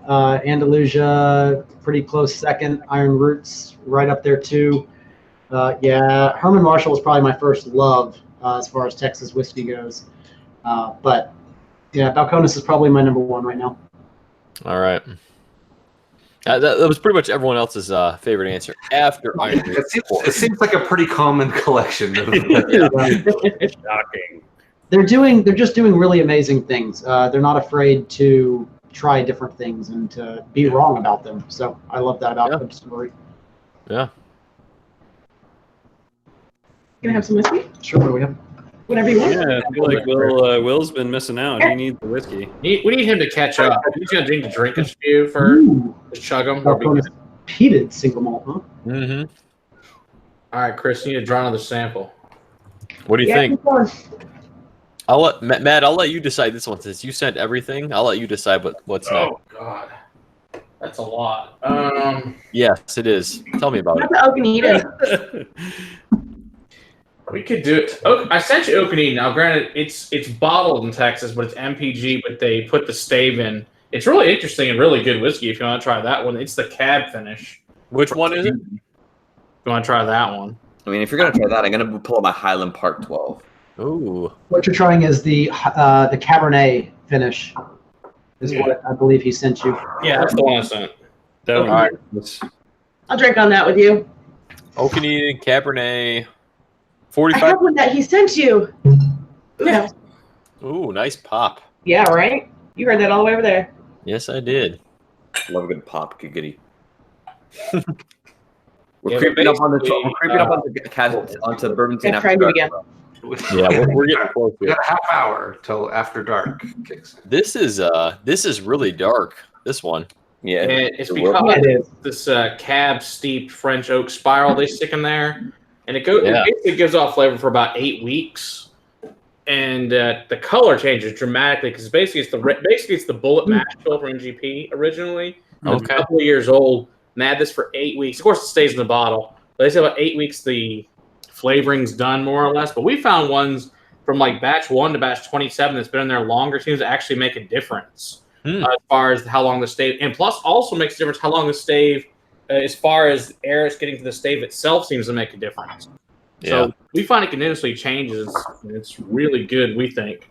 So Interesting. yeah, actually, he was actually in our SOM class, Joe, that's the owner of this company. So that was actually a lot of fun to hang out. He's been to a couple of our events too, and he did an event for us as well. And so Yeah, they've got several different expressions coming out of there that are good. Their rye is very yummy. They've got this toasted oak bourbon spire. They've got the rum one. Is that right, Matt? it's Yeah, the the rye, rye. The with the rye. South American oak. Whew. Yeah, I got a sample of that one. This is Carl Levy. Yep. John. Oh, John. Yeah, you make it happen. This smells like a toasted barrel to me. I don't know if you said that, but It's part of the toasted spire. Yeah. okay. Oh fuck, this is so good. What did you give me, Vito? Vito over there in the corner. The Highland Park Texas edition. It's so good. Oh, I haven't tried that one yet. I haven't either. Matt, you need to. It's actually really good. Yeah, I need to try that one really bad. I just haven't seen it everywhere. And don't be afraid to like drop it down a couple of percentage. Mm. Okay. It explodes at about like 57, 58. Woo. Haven't had this open in a while. Yeah, actually, we got lucky. When we had Oak and Eden here at the house back in February, actually, Carl and Jason Unsworth actually both here for it. So they got lucky to try a bunch of the experimentals from them as well. And it's Nice. They're making awesome stuff. A lot of cool experimental stuff coming out from them. Yeah, I can't wait to see those on the shelves. Oh, it's so good. Yeah, this has a nice fruitiness to it. That cab. Yeah. The Yeah. berries really jump out of the glass.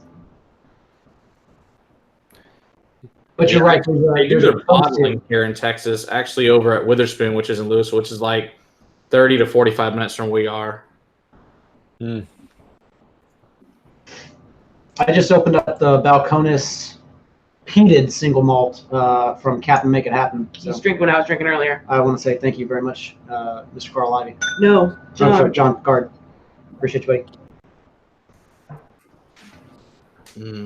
That's good. Do you have this one, Josh? The cab finish one? I have had it several times, and I need to pick some up. But the only one I have in the cabinet at the moment is the rye and rumba, Okay. Yeah. which is Sounds also good. Good stuff. I like that one a lot too. I like that better than the Oak and Eden. I like Oak and Eden's better than Angel Envy's rye, personally. You okay over there, Robert? I've been meaning to try those side by side. Yeah, that'd be interesting. Yeah, we tried them side by side when Joe was here, and it was by hands down the favorite was the Oak and Eden. Robert's hungry.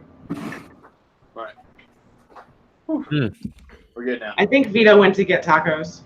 That is possible. That's definitely He possible. requires quite an amount of food for such a wee person. It's usually pasta, though. It's always the smallest ones. Something about like wine finished whiskeys I like gives me kind of this drying oak note. Yep, for sure. Yeah. I don't know how to describe it, but that's kind of how I describe it. I No, guess. that's pretty accurate.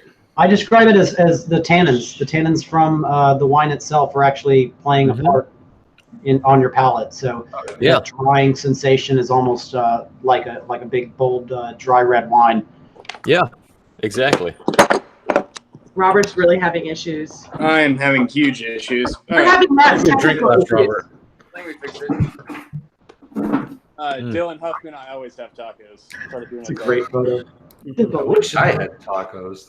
That'd be great. There we Who's go. having tacos? Vito. I'm having tacos? I wish I was having tacos right now. Tacos would be great, We actually. thought you left to get tacos. No, I went to get some water for this Highland Park, actually. Oh. Ah. But now I really want tacos. Fuck, I'm hungry, guys. You've already said that once. I'm so hungry. So predictable. You got DoorDash, Uber Eats, you can one of those, Grubhub. He My could make area- my tacos area- happen. He my lives in area a is major tough city. for He that. could make tacos happen. My area sucks. I'm probably gonna make some pasta later and a bean salad. See, I told you it was pasta. That's Sounds I fantastic. recommend bacon. You're supposed to carb up beforehand. Bacon. No, I dual carb. I carb before and carb after. you gotta look away from the stereotype. Sometimes we do. All the I Yeah, call it Jose. before and after. Jose's talking about the $7,000 tacos. There's this dude in the back of one of the best whiskey bars in town, $7,000. This guy in the back courtyard of $7,000 makes the most amazing tacos. Like, oh my god! All right, well, I'm definitely going there for tacos in October. Yeah. Okay, now Yeah, we are. all want tacos now. The I am 7 down, grand taco 100%. party. You should have brought tacos home. I should have brought tacos home. Damn it, Will, you didn't bring Will, tacos. you messed up, Will. Fail. How could you? I'll be right back. She's gonna get some tacos. That's And the hilarious. street Devolved into tacos. Andy says when he left here last weekend, he had his Uber driver take him to Taco Bell. That was a good choice. Yes. Hey, Bourbonsane never falls through. Taco insane. Yeah. It will happen. It will happen. You compare tacos instead of whiskey. Yeah. Hey, here's an idea for a new channel: taco and whiskey pairings. Oh, There you go. now we're talking. I feel like the tacos would overpower any whiskey. You can't do too spicy. That's for sure. Strongly peated. Yeah, but if you're not going spicy on the tacos, why go? Vito, you just up the proof. That's all you have to do. Yeah. Right? There you go. You got your pork, you got your beef, you got your chicken, any kind. You have very different taco places than we do. I'll just tell you that right now.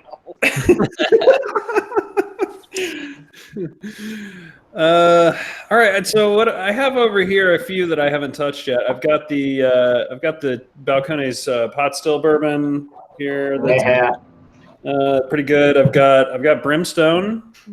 Oh, I've got that too. Those are all in there. Always the cult favorite. Have to do the Bristol or Actually, Brimstone. I want to see his Brimstone? reaction. Brimstone. Do Brimstone. Brimstone. Let's do some Yeah, that's a Brimstone. good All right. Brimstone. All right. I'm gonna go get some peated whiskeys because you know what? Do Burn it. it down. I like it. Oh, Brad had my favorite Brimstone ever. I did the PX. Oh, it's so good. It's Yeah. ridiculous. I never hear that one. I'm gonna go with some True Blue this time. Good choice. Cask Strength, of course. Of course. 64.2%. That's not bad. you know what's crazy, Matt, is like every whiskey they mention, it's like, yeah, that's in there. That's in there. Yeah, that's in there. Yeah, Matt shipped you all the things. Someone made a point about La Quinta here. We need to make sure how much food do we order for La Quinta. Oh no, we're ordering. All of the food. Matt, we're ordering at minimum 100 pizzas Yeah. It's probably a good choice. because I'll do 2 by myself. I'm gonna need to craft that party. See, and what's going to happen is y'all are going to find out what happens when you just eat a bunch of spicy tacos and drink a bunch of high-proof Texas whiskey. You're going to find It's out. not good. It's not good. Steve, yes, It's all about technique at that point, Josh. You gotta have the good technique. Oh yeah, I feel like you just have to be indoctrinated into the lifestyle here. It's a trial by fire. Is what I'm trying to say. So like every one of these whiskeys is over 50%. Every one of them, literally. Like this is 53. That is your life now. Don't question it. It is now. It's happening. It's happening. Only 15% of the whiskeys we make will be under 100 proof. That's fantastic. That's fantastic. That's a good number. It's good stuff. Yeah. Yeah. Basically, we don't fuck around down here. Yeah. Why get crappy cheap whiskey? You want the good stuff. Boy, I love this nose on the Brimstone starting out. It's so different too, which makes it so awesome. Interesting. I bet you can appreciate the fact that Brimstone I find to be something that people it's like drinking Ardbeg. Often it's a love it or I hate it. Yeah. Sure. Yeah. You definitely can't compare this to Ardbeg, but it's no, it's not the same at all. It's only the same as being love or hate it. Yeah, this is divisiveness is peat. what is the similarity here. Right. yeah. Anybody on the chat, is there anything that Brimstone actually compares to? I feel like it's a one-off. There's not really anything. You know what it smells like? It smells like peat mixed with clove, or like a whole bunch of baking spices, but very peaty. Yeah, it's scrub up it is, but I love what they put in the bottle, that it's aged at least 1 day in oak just to fuck with people. I think that's one day. So the other thing that you may not know, Chris, is that that's 100% blue corn. Oh, okay. I did not know that. Yeah. Ooh. I don't know. I really like that smokiness. It's definitely unique. Yeah. Yeah, I've gone through probably more bottles of Brimstone of the regular than anything else of theirs, the regular stuff. That was actually the first bottle, at least, of Brimstone. How many have you gone through, Josh, of theirs? Of Brimstone? A Brimstone, 4 maybe? Yeah, like that. probably all that I have with them. Yeah. That was the first one that captured my imagination. Hell yes. The first time I tasted any Balcones was at the distillery in Waco. I went there out of curiosity because I started to get a little bit into whiskey, and the last thing they had on the flight there was Brimstone, and I walked out of there like, holy shit, what was that? Oh my god, like brisket. Right. So that was the bottle I took home with me that day because I found it to be unlike anything I'd ever had. And I'd tried things, like Isla whiskeys and stuff like that. But Brimstone is just totally a unicorn oddball. Yeah. Oh, for sure, yeah. So it's there's nothing like it on the market that I know of. That's Brimstone. It's its own animal. Yes, some people do other hardwood smoked whiskeys, but it's just not like this. I don't like this bad boy. And when you said hardwood smoked, it's almost like you put wood chips on a grill. Mm-hmm. Yeah, I agree. That's what it is. To me, it's almost like liquid smoke got sprayed in your glass. Yeah. Yeah, you're right. How they got the balance right so that it's great. Yeah, like the inside of a barbecue pit that's been used a lot. Uh-huh. Yeah. Personally, I can't really drink much after I've had Brimstone. It kind of it is definitely a bit of a palate wrecker. It just takes over everything. There's quite a bit of carbon atoms. And that's why they give it to you last at the tour. Right, absolutely. Like I have definitely had evenings where I drank and I had some Brimstone and I went to bed and then I woke up the next morning and burped or something. And I'm like, that. Unlike that terrible Crown Royal freaking mesquite. That shit's disgusting. Crown Royal. Asshole drink Texas freaking whiskey. That shit sucks. Matthew Wright in the chat pointed out an excellent tip. I'm a big fan of this. If you have an Irish whiskey that you think is just kind of okay, something you wouldn't be too offended by blending it, like Jameson. Yeah, just a regular Jameson. Nothing super special. Just a regular old Irish. A couple drops of Brimstone in there. Yeah, it improves it. That's Matt's fabulous. letting all of his feelings out tonight. I feel that Brimstone improves most whiskeys. There you go. That seems right. I just took a sip of this, and Yeah? this is literally like what I picture all of Texas barbecue to be. Like all of delicious Texas barbecue. Oh, Chris. Mm. Oh, the barbecue in Texas is so good. Yeah, Yeah, funny. right. We were in There's a Michigan. lot of things My going dog's on. like, can we get Mexican food here? I'm like, no. They not make good Mexican food in Michigan. I'm sorry. We come from Texas. They make good Mexican in Texas. Like, but they Yeah. have Mexican restaurant. I'm like, no. Texas, Not gonna Mexican and barbecue. Yeah, so on the barbecue too. I'm like, they don't have that here either. I'm sorry. Yeah. Yep. But we did have really good fish there while we were there, so that was good. Mm-hmm. Yep. This is really good. Tullamore Dew with 2 to 3 drops of brimstone. Yeah, that sounds about right. There you Yeah. go. Oh, good. It's like Good. big The improvement. stout with like a couple of drops of brimstone. Yeah. Oh yeah, that sounds nice too. It's like you with your boot I was monster. gonna say, yeah, this Andalusia would be really good. The triple distilled, couple Yeah. of drops. Yeah. Yeah, just wait till Sunday and we film barbecue and whiskey. It's gonna be awesome. Oh, y'all are doing a barbecue whiskey pairing video? Sure, on Sunday we're filming it. Hell yeah. Oh yeah, that's the Sunday. Yeah, Pit Face Barbecue is gonna be making all of our barbecue for us. It's gonna be awesome. Nice. Oh, it smells Okay, good. so I'm gonna like nerd out a little bit here. So I'm drinking the Port Charlotte MCO1. I'm sorry I had to deviate because I don't have move on to that. just because It's a good one. Because he's gone through his 2 Texas whiskeys. I've gone through my 2 Texas whiskeys. I don't want to drink any more of my lovely barrel pick, Josh's lovely barrel pick here. So, and the Port Charlotte MCO1 smells like a mortadella sandwich. Okay. You know what mortadella is? It's like, Yeah. yeah, it smells like a mortadella sandwich. I can see that. It has been so long since I've had that whiskey. I had 2 small samples of it when the Bricklati distillery manager was in town. Yeah. Yeah. And they were going out samples at a liquor store at Austin Shaker, and then I have not seen it on any store shelf since. It disappeared very quickly. Mm-hmm. It is very tasty though. It was supposed to be a duty-free exclusive, but somehow it made it onto some shelves that I think, Brad, you have a bottle of it too, right? Yep. Yeah, that we managed to grab a bottle of. We're gonna speak none of that. I like that Eric Waite says that Glyph cannot be improved by Brimstone. It must be dumped down the drain. Don't dump it down, give it to me. No. I want to haven't try tried it Glyph. yet, He needs so to bring us I in need to try October. it. I want to try Glyph. So and see if it really is that bad. Yeah, Eric, bring it in October. We'll test it. We should also review it and see if it really is. We can find something to blend with Glyph that makes it awesome. Do like a mega. We should do a mega YouTube collaboration. How to make Glyph drink.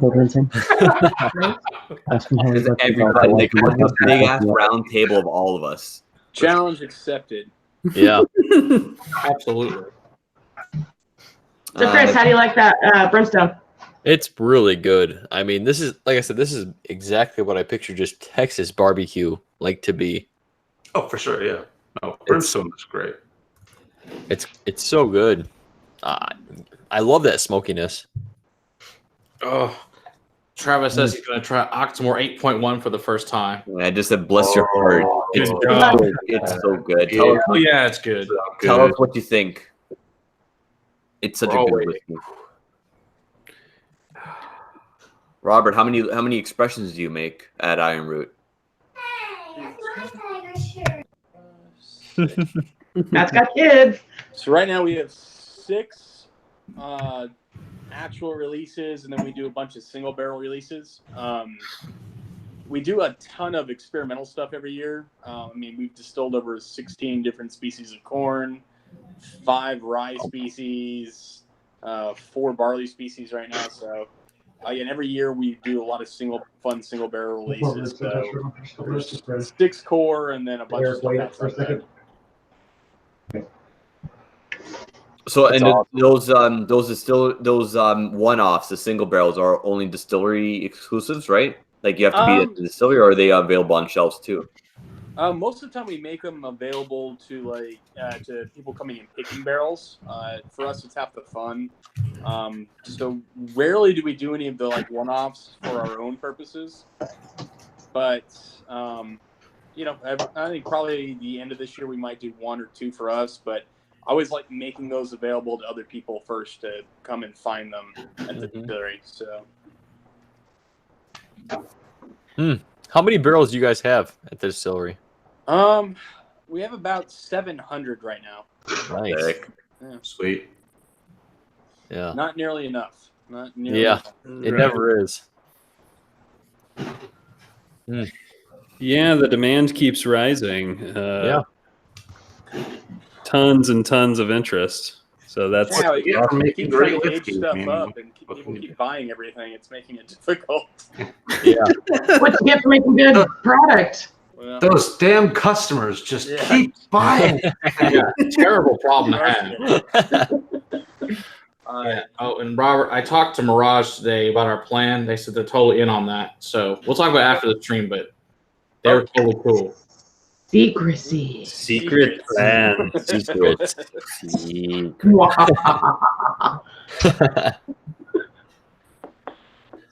All right. Well, we've been going almost 2 hours now. We're closing in on Bourbinsane After Dark, bro. Yeah. we are. What else is next? The people want it. Yeah.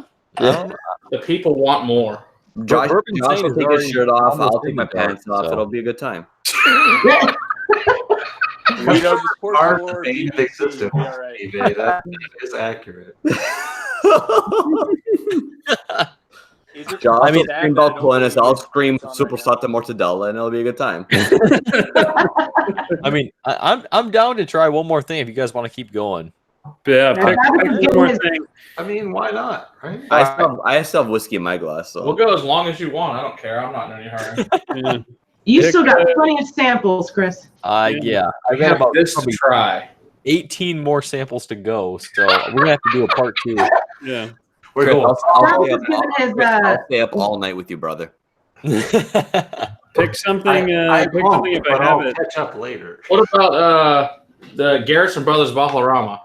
We should do that one next. It's a good 115 proof. Do that one. How Man, much water are you drinking, Chris? I mean, I'll go for it. I'll go for it. What are we Drink doing? A little bit of it. You don't have to drink all of it. Save it for later. No, I'll take a half a sample. Yeah, there you go. That's the safer choice. All right, let me find it. All right, I've got it. 57.5%, man. You're trying to put me in the grave tonight. It's less than 60. I mean, what? Yeah, weak compared to what we've been giving you. What are we doing? The Balmarais? Yeah. Balmarais? I have that over here somewhere. Again, it's probably my favorite of all the Garrison releases. Oh, by far. Yeah. I don't have that one, so you guys are doing a high proof. I've got a Harmon Marshall single barrel pick that's a 121.2 proof. So I'll stay up there with the proof with you guys. Oh yeah. Yeah, I don't have that one, unfortunately, but I'll just keep working on this. It's silly though, pricing wise. It's like, so this 375 is like $70. It's ridiculous. But the new 750 is like 160. I'm like, the math doesn't compute. I'll buy the 375. No. Yeah, Dang, that's expensive. it's expensive. So talk to me about this this expression a little bit. Okay, so basically, it was distillery only. Basically, they barrel it once and they barrel it again, so it's a 4-year. And so they just keep it down there for an extra couple of years, whereas the regular stuff's only a couple. This is 4. And Okay. this is just 2. It's basically one new barrel and then a second new barrel. And so it's just, I think this is just tremendously better than the regular stuff. Well, Josh, what do you think about it? Yeah, I would agree. That's even though the price is pretty up there. It is. Well, hell, their regular stuff, the cheapest stuff they make is $70 for their regular small batch. Yeah, it's the price is pretty up there, which I do struggle with. But Agree. But setting that aside, the Balmoral is definitely my favorite expression of theirs By far. By far, it's the process sounds similar to like a Woodford double oaked or something like that. Yeah. But not that it tastes exactly the same by any means, but it's kind of that's the idea, right? Right. Yeah, it's been double barreled. So and I think this year's batch that comes in the full size bottle with the cool blue wax on it, I think is even a little better than this. But Yeah, I've tried. Yeah, it's even better. But yeah, these were really tasty. I really like them. The only thing is, I guess Cowboy is better, but Cowboy is $200. yeah, and Cowboy will kick you in the teeth. Is that the barrel proof? Cowboy is their special once a year release that they do a few thousand bottles of. It's not much every year. Mm-hmm. Yep, that comes in a fancy wooden box with a big cowboy medal. That's true. Oh, yeah, okay. so you're paying that's at least $100 more just for the metal box.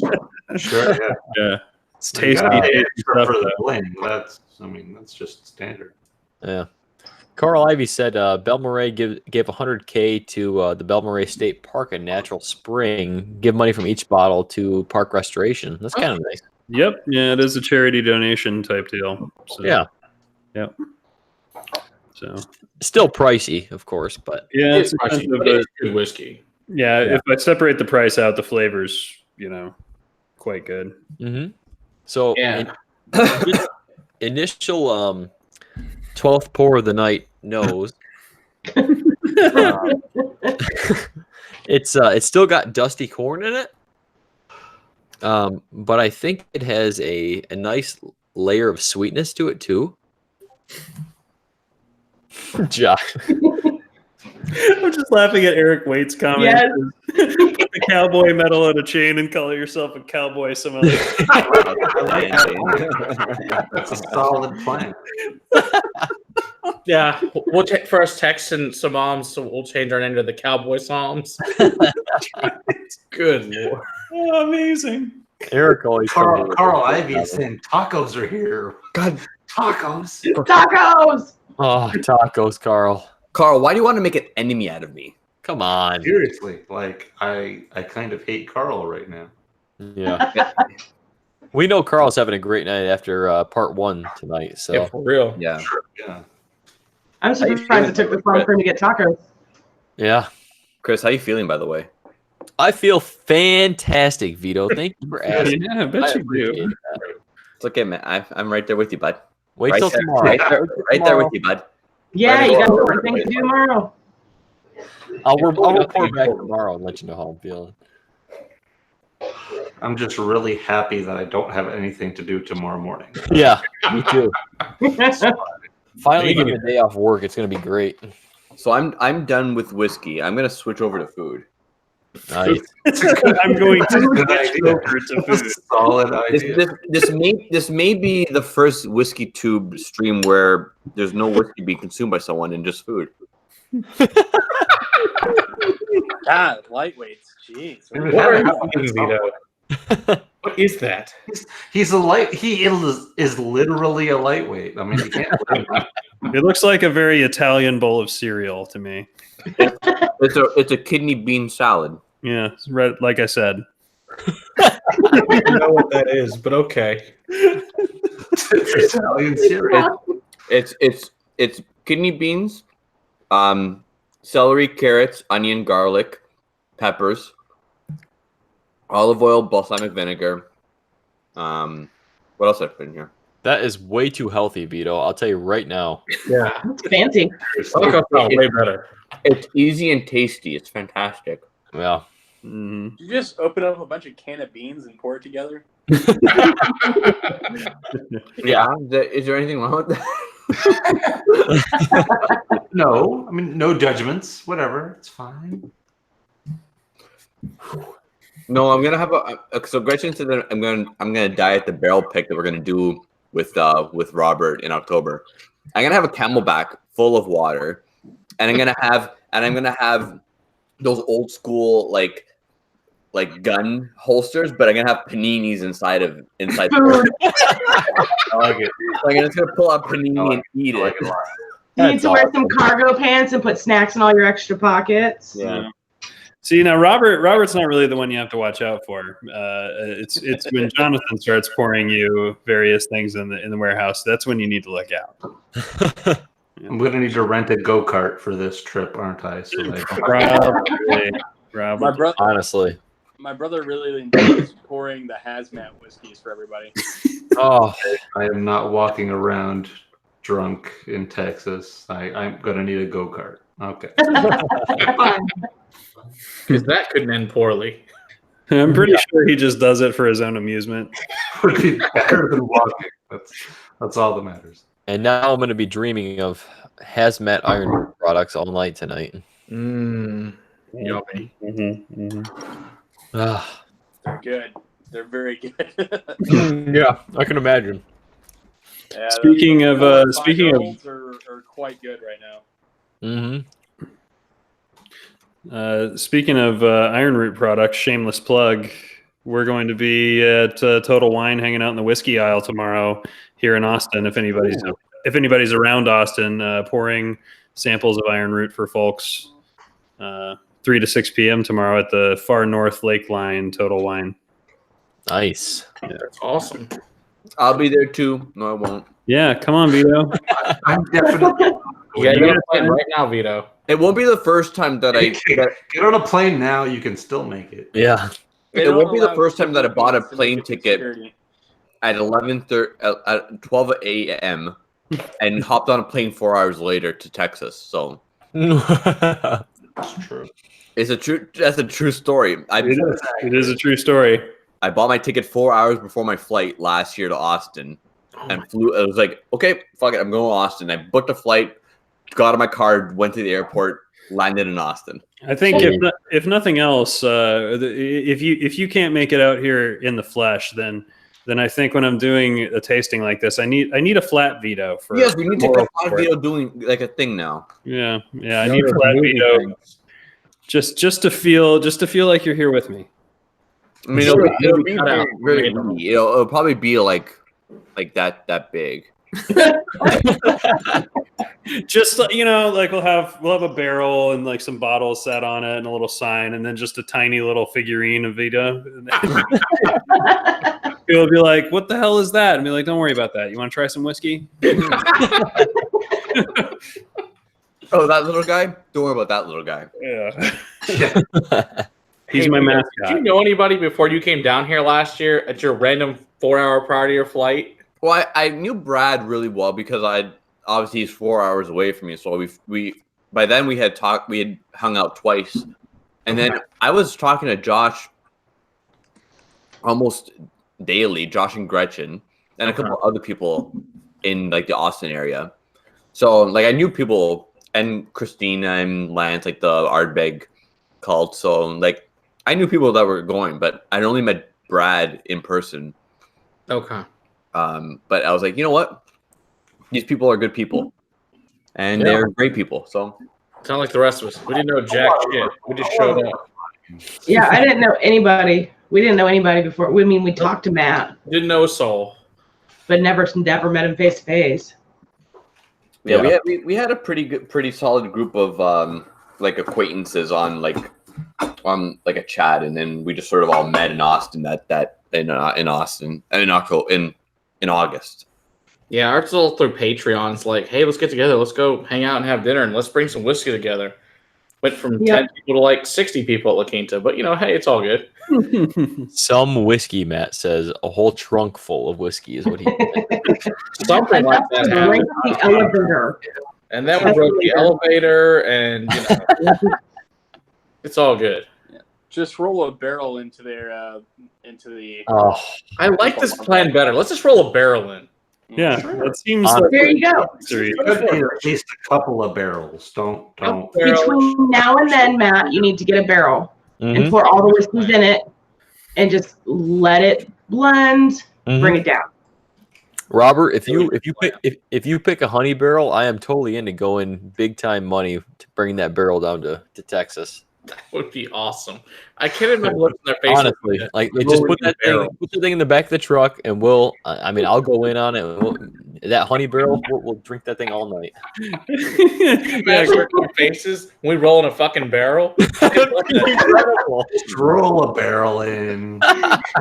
Gretchen said that the TABC is going to shut La Quinta down. Yeah. If a But If a Gretchen, person for owns what? the barrel, the TABC can't do anything, right? That's fine. That's There's true. zero You got a things point. illegal about that. Yeah. That's They couldn't do anything. Bam. $1 million idea. We're not selling it. We're giving it away. yeah, no, we're not That's we're not like taking So- payment. We're just making people drunk. It's These are promotional. No, we're making people happy. Yeah. Yeah. that's They get to try new things. yes. Oh, good. Sure. There's a lot of overlap there, but sure. Yeah, well, just to cover all bases with the TABC. Yeah, I mean- it's fine. Legally, it's fine. That's all I'm saying. Morally debatable, but legally, it's fine. More the point. Some bastards. side, They're Brad. clearly not of any sound mind to begin with. Yeah. Yeah, right. Even a quarter cask would work though, Robert, for real. Yes, Steve A is saying all of the above. Yes, All of exactly. that. That's fine. It's all good. Can you imagine? Oh my gosh, I'm just picturing it right now. Look how Chris latched onto this There's idea. like 2 or 3 I'm barrels. onto it. Well, He's pretty into it. Yeah. I want it. Let's get those personal mini barrels everybody has, so like 2-liter ones. Everybody brings a 2-liter barrel with them. Sure, There you That go. would work. That'd be a great plan. would be. Yeah. Everybody make your own blends. Oh yeah, Gretchen said there's an attorney in this group who knows the laws. Who would that be? Yeah, who's that? 'Cause- I don't know who that could be. Who could be that? oh yeah, there is. You're right. Some guy who went to law school. I mean, whatever. Whatever. he What went. could that possibly be? And Eric Waite's going to bed. It's 9 o'clock in California. Bet he's old. I mean, All right. we're officially in after dark territory. After now, dark. right? Okay, let's time to After midnight. time to shit. See you later, Eric. We don't want to Credit be for like shopping demonetized by for YouTube. Amazon. Like, Yeah, and don't want to do that. Oh god, it's so blinding without my hat on. God damn it. it kind of is. It's so blinding. It became day all of a sudden.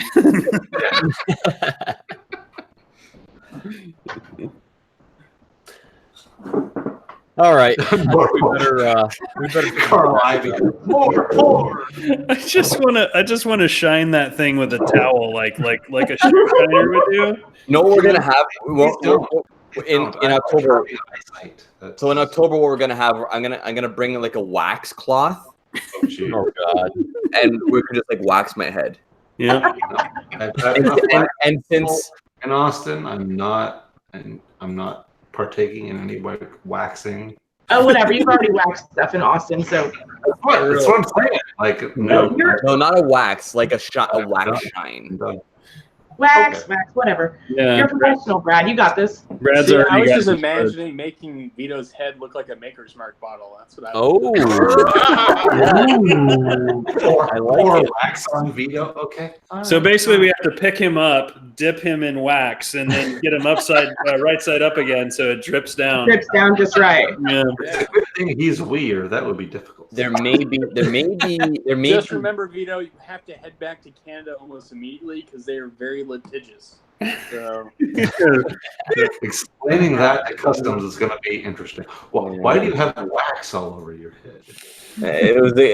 I'll just tell them that I was at like some like weird kink thing, and they'll be like, okay. That's fine. I mean, the TSA is going to judge you, but I'm not going to judge you. Yep. Oh god. I appreciate. Maker's Mark might sue you. Gretchen says hashtag wax. If the pattern of wax strips matches Maker's Mark, you might get sued. So I'm sure everyone watched the like Brad Wax Rex on that episode. Jeez. I am at least 10 times hairier than Rex. At least 10 times hairier. That's Woman, factual. really That bad is a for anyone factual bit of watching this information on that I video. can sadly confirm.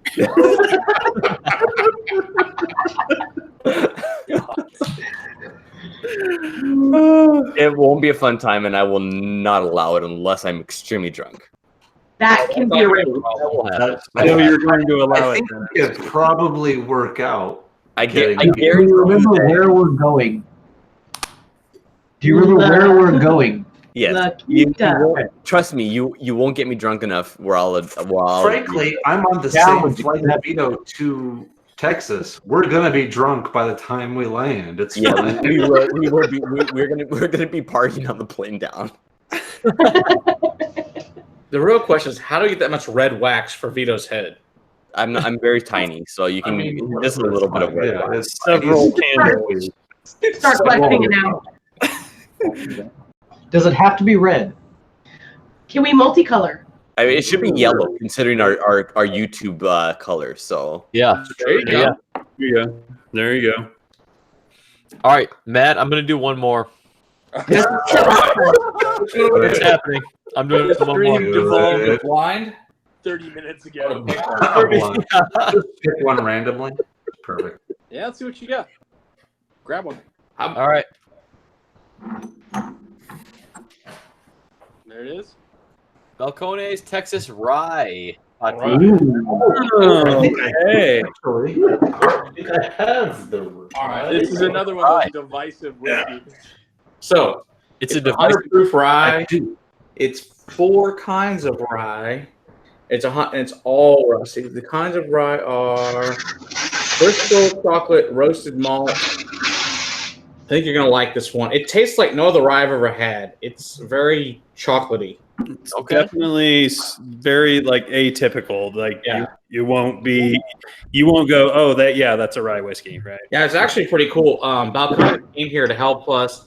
Our very first reps was Balcones when they launched the Cask Strength rye. We got them to come here and come hang out with us and got to try it when they sold it the first day. So that was cool. Mm. Right. So I actually have that. So I will join Hey. you. Hey. I'm gonna eat some candied jalapenos. Okay. Can someone just eat with a Maybe that taco root? so he's suddenly for jalapenos. No, he's got a bean salad. I wish I had candied jalapenos. Damn it.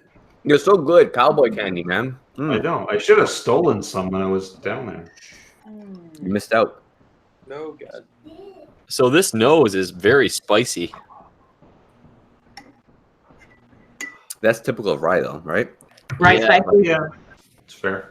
But it's not that dill rye you find a lot of other ryes. This is only 50% though compared to. I know it's weak. I'm sorry. It's only. 100. Oh, yeah. Okay. I'm sorry. Yeah. Only. It is 100% rye though. Yeah. It is. That smells nice though. Really nice. It definitely doesn't smell like a rye whiskey. Yeah, like Robert was saying, it's definitely. I mean, like Brimstone, it's a divisive one for Balcones, right? Mm-hmm. Most people seem to like the single malts and like True Blue 100 stuff like that. But the rye either seems to be, somebody's favorite rye ever, or like something they absolutely can't stand. Yeah.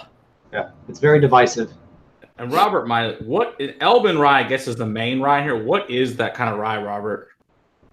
Elbin, so it's going to be a different style of, or obviously a different species of rye versus what they're going to be using up in Canada or what you're going to see in kind of the Midwest, Montana region. It's a much older varietal of rye. For me, it's not nearly as herbal. It tends to be quite a bit fruitier than most typical ryes, but that's because it's a little bit older varietal grain. So it's going to be, again, in this, again, for me, the Balcones is going to be dominated mostly by the chocolate and the roasted rye over what the Elbon typically gives. But Elbon tends to be a lot of bright cherries and red fruits typically, with just light amount of spices on the back end. It's super chocolatey.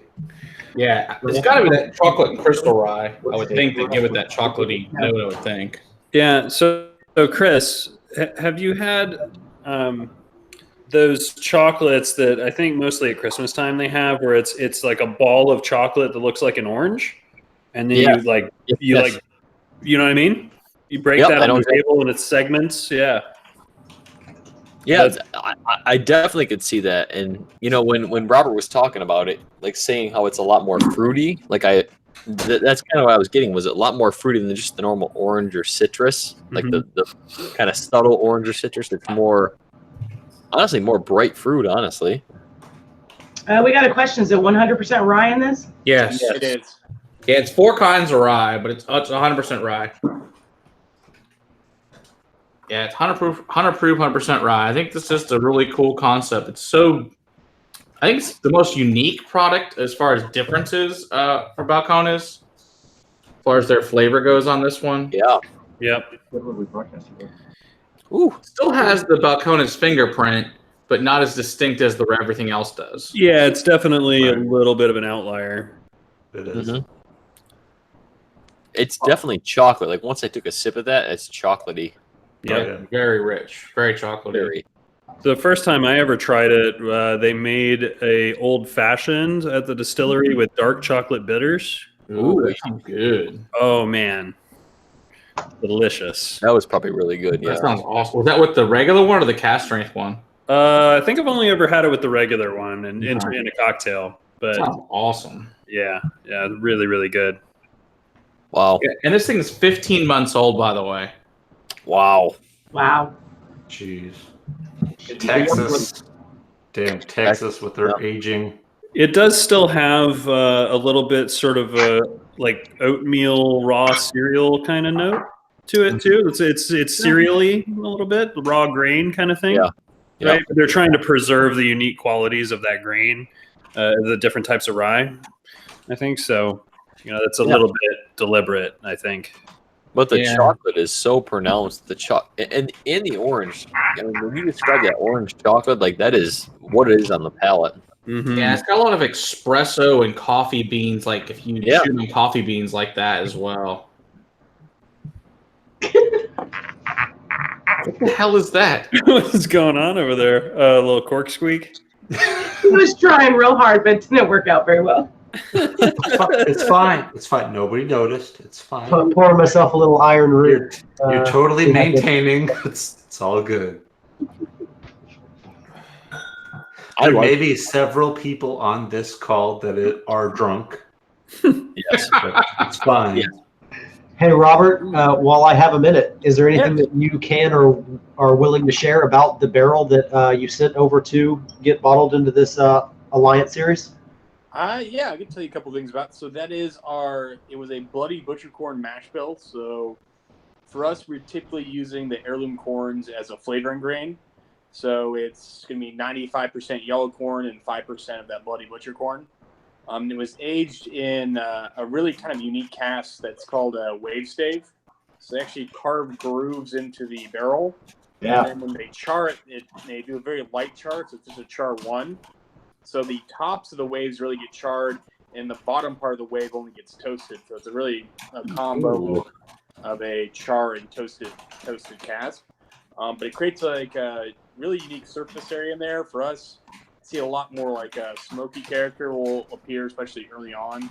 But it's a lot of fun, and again, when they came up and shot the video at the distillery, they came and that was their favorite barrel that day. And we tasted probably 40 barrels that day. Oh my gosh! Damn. Oh, jeez.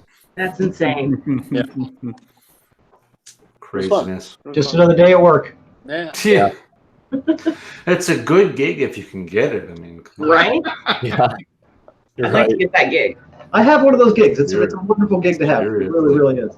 I would very much enjoy getting that Yeah. gig. The only I have to time it's suffer and rough drink is wine when all you day, have to but- do that, and then you have to do like paperwork after that. Yeah. It's very difficult to do. Listen, you hire people to do the paperwork. Well, Seriously, Robert, what come are you on now. doing? There we go. I knew I forgot something. Yeah. Hire people. Ugh.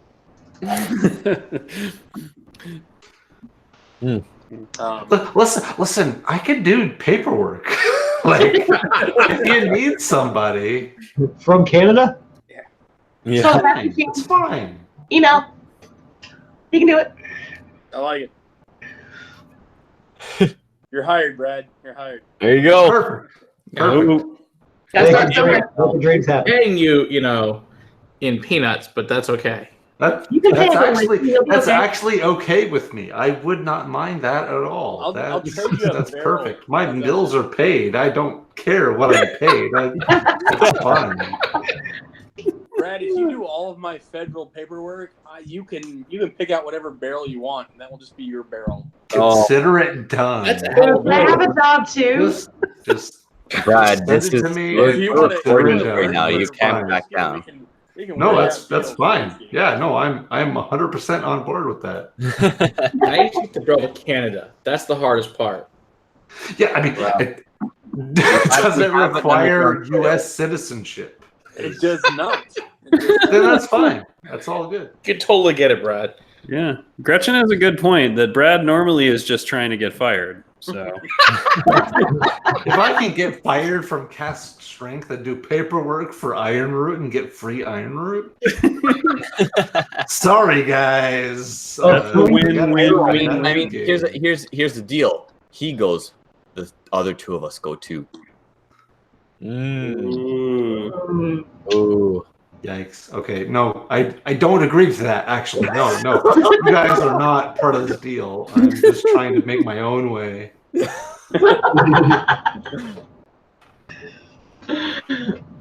Brad's going rogue. That shouldn't be a surprise. It's okay. Andy says you can pay him in hockey pucks. I mean, that could probably happen. I mean, No, we don't use hockey pucks as currency. We use maple syrup dollars.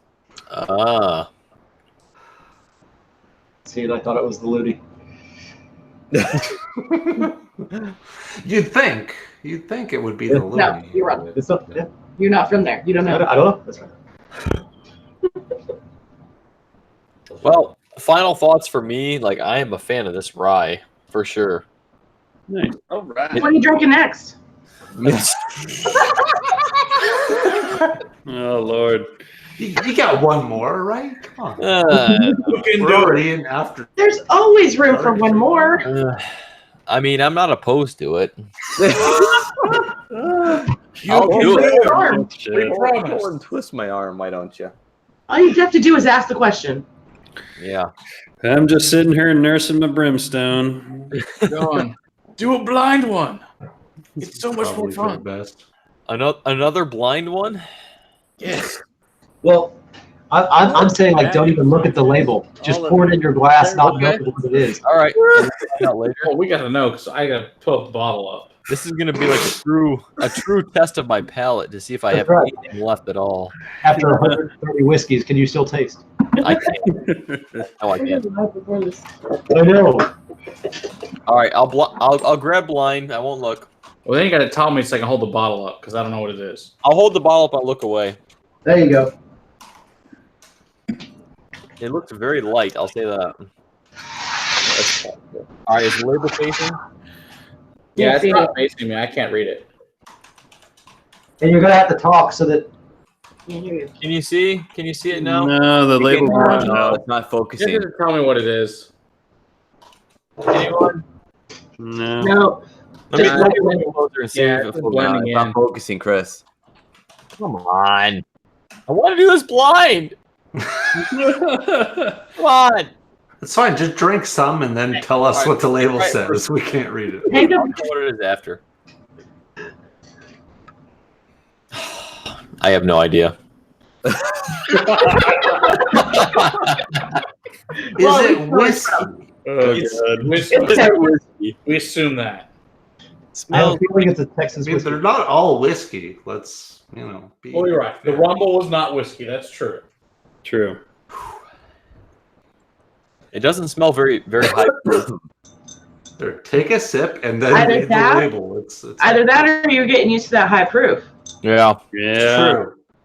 So this is definitely in Scotchy territory. Yeah, Chris has officially been licorice. Oh, really? I got an idea what this is. It's Scotchy I do territory. too. Welcome to With the light color, I got an I have idea. an idea about what this is as well. Guessing that what it is. Yeah. What kind of Scotch would you say it's like? It's not peated at all. It smelled like anything you've had before. If you're talking about the one that I think, it's to me very similar to. Don't tell him. Oh, okay. Honestly, if you tell me, I won't remember tomorrow anyway. So go ahead. It defeats the whole purpose for Probably right true. now. Right. Like what region? If you thought this was Scotch, what region would it come from? Oh God, you know I'm a bourbon guy, right? Yeah, but hey, you're I mean, your channel says bourbon, but are you really? It's a lie. Yeah. It's a trap. But if it is what we think it is, it's still not going to be what he gets. It's got nice sweetness. Pour me some of that off camera. I don't know. It'll be okay, buddy. Is he drinking, Matt, is it what I think it is? right now? I'm thinking it is more than likely. Someone Yeah. put their hand behind the bottle and see if that works. No. Anything? No, somebody else is making too much noise, and they. Oh, I think I saw what it was actually. Did you? I think I did. Again. Hello, everyone. No. This camera, man, I tell you, I'm upgrading. Heard that. Look away from the screen real quick, and I'm going to show everybody else what I think it is. Right, go ahead. I think it is Herman. Don't say it. Oh, He doesn't even have as much to drink as that. My ears smell don't hot work there. now. So I think it's a single malt out of Dripping Springs area that's got a fox on the label. Oh, Oh. It's definitely possible. I didn't know he said that one. At first, I thought it was a certain Balcones product. Yeah. Not that one. It doesn't smell anything like Balcones I've had before. I'll say that. That's Sure. probably the Fox product. I put it into this. Fox product. product. God, that would be a good name almost. Josh, I actually haven't had any of their stuff. Really? Never? Really? Never. Pretty good for what it is. I used to think it was really not good years ago when I tried it, and I feel like they've gotten a lot better. John's a little cold. I love it. I mean, so if it's the one you're thinking of, that Fox one, it's really low proof. Yep. Mm-hmm. Nice sweetness though. I mean, it's pretty sweet, really. Mm-hmm. Yeah, and it would be Scotch-like. Yep. Yeah, it's definitely Certainly Scotch. should Right? be. I don't know if it's Scotch or not, but it doesn't taste like bourbon. Right. It would be in a malt whiskey direction. Right. Yeah. That's what it tastes like. Definitely a single malt. Well, look at it. What is it? It is. Oh God, I gotta close one eye to see this. It is Swift Texas single malt. Yep. So that's this one here, which is 86 proof, and it's a single malt that they actually import their stuff from Scotland, and it's a husband and wife team that hand bottle everything there, and then it's finished in an Oloroso sherry casks. Good job, Chris. So yeah, it's really nice, and they use Kentucky bourbon barrels as well prior to the Oloroso sherry. So Nice. it's a really nice whiskey for what it is. It's low proof, yes, but I think it's pretty good. It tastes pretty similar to a young Scotch. Mhm. Yeah. I really wanted to pull that Herman. I'll tell you what. I'll do one more. Okay. This is like the fifth one more. He's Auditing it. All right, one more blind. I mean, when Matt sends you 24 samples, you have to just go for it. So Yeah, you can finish the rest of it on Monday in our channel. Flagship over here. Yeah, you gotta remember to watch this back to see which ones you've tried. Yeah, I know. Although you'll probably be able to tell by the level of them. Maybe. That's true. All right, this definitely smells more like not Scotch. So did you like the last one though? What'd you think? Yeah, no, it actually was good. I mean, the proof was a little low, It's low. but it was solid. It was Yeah, solid. I think it's 3 years. I think is what they said this is. Yeah. I think it's pretty good for what it is. Yeah. 3-year It whiskey. used to be a weird, like sour and funky thing. Yeah, the new stuff's way better for sure. Yeah, they've worked something out there and really improved it. Yes, it's 100% Scottish malted barley. So I think that's, so I don't know. I think it's really nice for what it is. Like it's low proof, but it's really tasty. All right, so what'd you pull now? I don't know. Don't know. I don't know. It's still. I mean, it still smells pretty young. Well, most things in Texas That's do. all Texas whiskey. Yeah, I'm yeah. just narrowing it down. Really narrowing it down. Let me try it. Your pinky's not up. Just saying. We're doing another blind tasting, is what I'm. Apparently. Yes. Okay. Yep. Brad, you got some Dr. Pepper? Proof is low again. I mean, I do. Yeah. Probably not. I heard it then. Whew. This is what one more number 5. just one more. Fine. This might be the last one more. We'll see. It might be. I might be. I was leaving the door open. We'll see. We'll see. So proof seems pretty low on this too, comparatively. Pretty low. It's like Yeah, 50 comparatively, plus. Yeah. Compared to everything else you've had tonight? Exactly.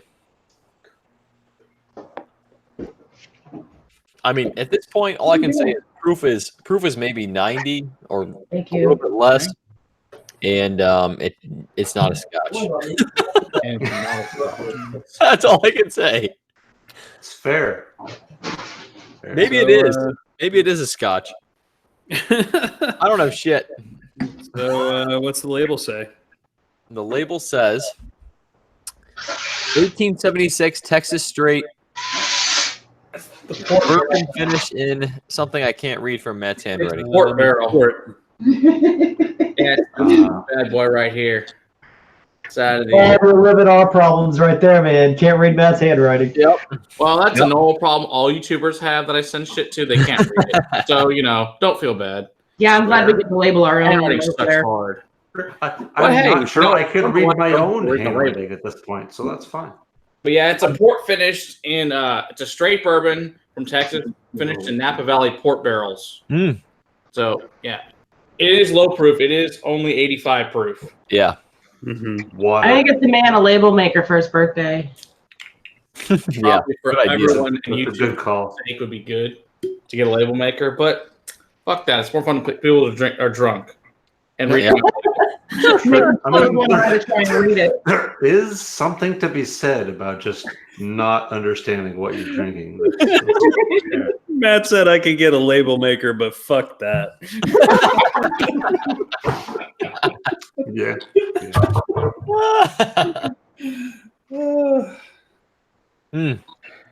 I don't feel too much port from this. It's been forever since I've had that. We've actually been out to that distillery as well, San Luis Spirit. Yeah. Yeah. You sure you just haven't lost all your feeling? Yeah, that's probably it. My tongue is just completely numb. If you compare the regular one to this one, you can taste it. But yeah, it's not a heavy port on it. But it is a nice whiskey. It's like I said, it's lower proof. Yeah. I found it in a little crappy town called Hamilton, Texas, which is like a population of 3,000. They're like, hey, we have this new whiskey. We're on our way to a wedding. Of course, what the hell are you on the way to a wedding? You stop at a liquor store. Dude. I'm not going to not stop at random liquor stores because that's just stupid. I mean, every crappy liquor store you got to go check it out and see if it might have something cool. You never know. That's true. Little town. We took a little mini vacation this last weekend, and part of it was going into another state just to stop at liquor stores in another state. It's fair. We had no reason to go to that state. We just kind of wanted to stop at some liquor stores there. Did you find anything good? No, Boo. no, but they were open on Sunday. That was kind of cool. Oh, Yeah, that's funny. Sunday, what's that like? Sunday liquor stores. It must be nice. Sunday in a gas station. In a gas station, there were bottles in gas Sounds stations. like Louisiana.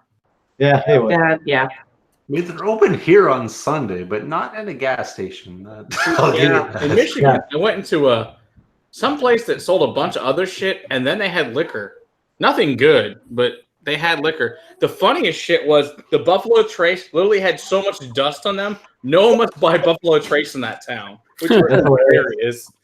People here go crazy for it, and they're like, "There's like black dust on your Buffalo Trace. No one buys that." Well, one of the liquor stores we went in, they had like rows of Eagle Rare. Yeah. And you can't find that very easily around here They put anymore. one on the shelf at a You can find time. Eagle Rare pretty It easily takes in more than Canada. one. Huh? You can find Well, Eagle that- Rare pretty easily in Canada, surprisingly. Yeah. Yeah. You used to be able to find it pretty regularly around here, and now, It's on allocation. yeah. Mhm. You Yeah, people can get get benchmark though. You can get that. Wasn't can't Yeah. do that. That's about it. But it's funny, we say like we can get benchmark and Weller. Feel like, yeah, I've never seen that. I'm like, what? It's here by the case. Or baby Yeah, sad. same thing. randomly we'll get Weller. Like I got Weller 12 at MSRP for some reason. Like it's Nice. it's just random, like when it shows up though. So Mm. it's super strange. And I've never seen a worse. Gretchen wants to know what BFE town in Michigan. It was Traverse City. Traverse City, okay, yeah, way north, yeah. Now, granted, they do make really good whiskey in Traverse. Actually, Chris has got a bunch behind him in Grand Traverse, and we were there on Wednesday. And then we were on Monday. We were at the Traverse City Whiskey Co. They make good stuff. They do. They make really good whiskey. Yeah. So I was actually pleasantly surprised how damn good their stuff is.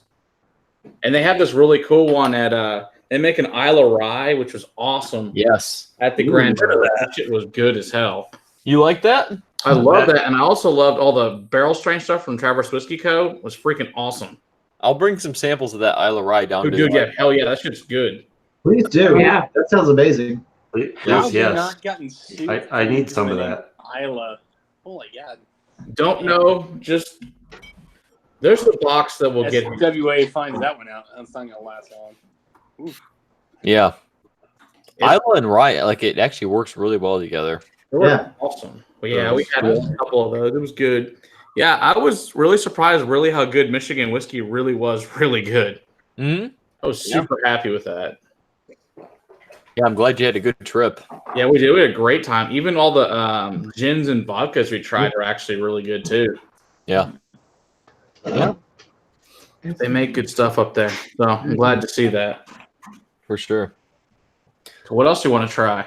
Oh God. Are we doing another blind? Let's do it.